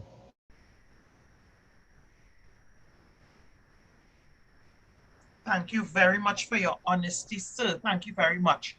And I think that brings us to the end of our questions. One burning question that they are asking a lot is the salary. I know you had said it earlier, you showed it, but I think they want you to say it. So can you, give them a range of the salary? Well, I also said that teachers make much more money than us, right? Yes, you did. A young officer may work for $7,000 or $8,000 for the month. After 4 years, he may receive up to $10,000 to $13,000 a month. If he gets promoted, his salary can increase to about $14,000 or $15,000. To the very top, the very, very top, your salary could be between $40,000 to $50,000. So bearing in mind, it's not money that you take home. You have to pay a lot of deductions from that, taxes, NIS, whatever personal commitment you may have. But that's a rough figure to work with. Don't let the salary be the main thing. Let the other benefits of the job be the main thing. Knowing that you can help others see a different way would make your job much more easier than if you just looked at the salary. Yes, thank you very much. Another question. I thank you. I'm really impressed again with the questions from the students. One more question. Thank you. Oh, okay. Yes, one more question. It keeps coming up a lot, right? Yeah. Has anyone ever escaped from prison? A guy escaped last night. And yes, persons do escape every so often. Human beings are very crafty, and they find ways and means in beating the system. And yes, they do escape. But all those who have escaped, they are always recaptured. So it doesn't make sense trying to escape. Trinidad is too small a place. Our law enforcement officers are too well trained and crafty for you to remain outside and do any wrong things. Thank you very much, sir. Thank you very much for answering our questions. Thank you very much for being here with us and sharing valuable information. So again, we want to say thank you on behalf of Student Support Services, St. Patrick Division. And we thank you and the prison service for a job well done. And thank you all the same, and much appreciated. Thank you on behalf of the Commissioner of Prisons. And please feel free to call up us at any time where we can inform, educate, and promote what you do at the prison. And all the best to you, students, in your exam and in choosing a career. And I want to underscore the word respect, honesty, and the character qualities I spoke about earlier on in developing ourselves to be better and better citizens in our country. Thank you, sir. Thank you very much. Okay, well, students, wow. I must say I would have learned a lot this afternoon, and I'm sure you have as well. I am sure you have as well. So I know that we had a packed day. Truly, we had a packed day. We had a lot of, great presentations about the different jobs that exist, and it was a lot of information. So on that note, I think that it's fitting that we end. I know we were supposed to end at 2, but it's okay for us to end a little bit earlier, all right? Because we went a little late. So again, I want to thank you very much for coming on board, spending the day and learning and gaining knowledge about the different jobs in the work field. So boys and girls, again, my name is Ms. Morgan, right? I am your moderator for this career fair, and I look forward to seeing you guys on Thursday. So stay safe and take care until Thursday. Bye, everyone. Until Friday, sorry. Bye, everyone.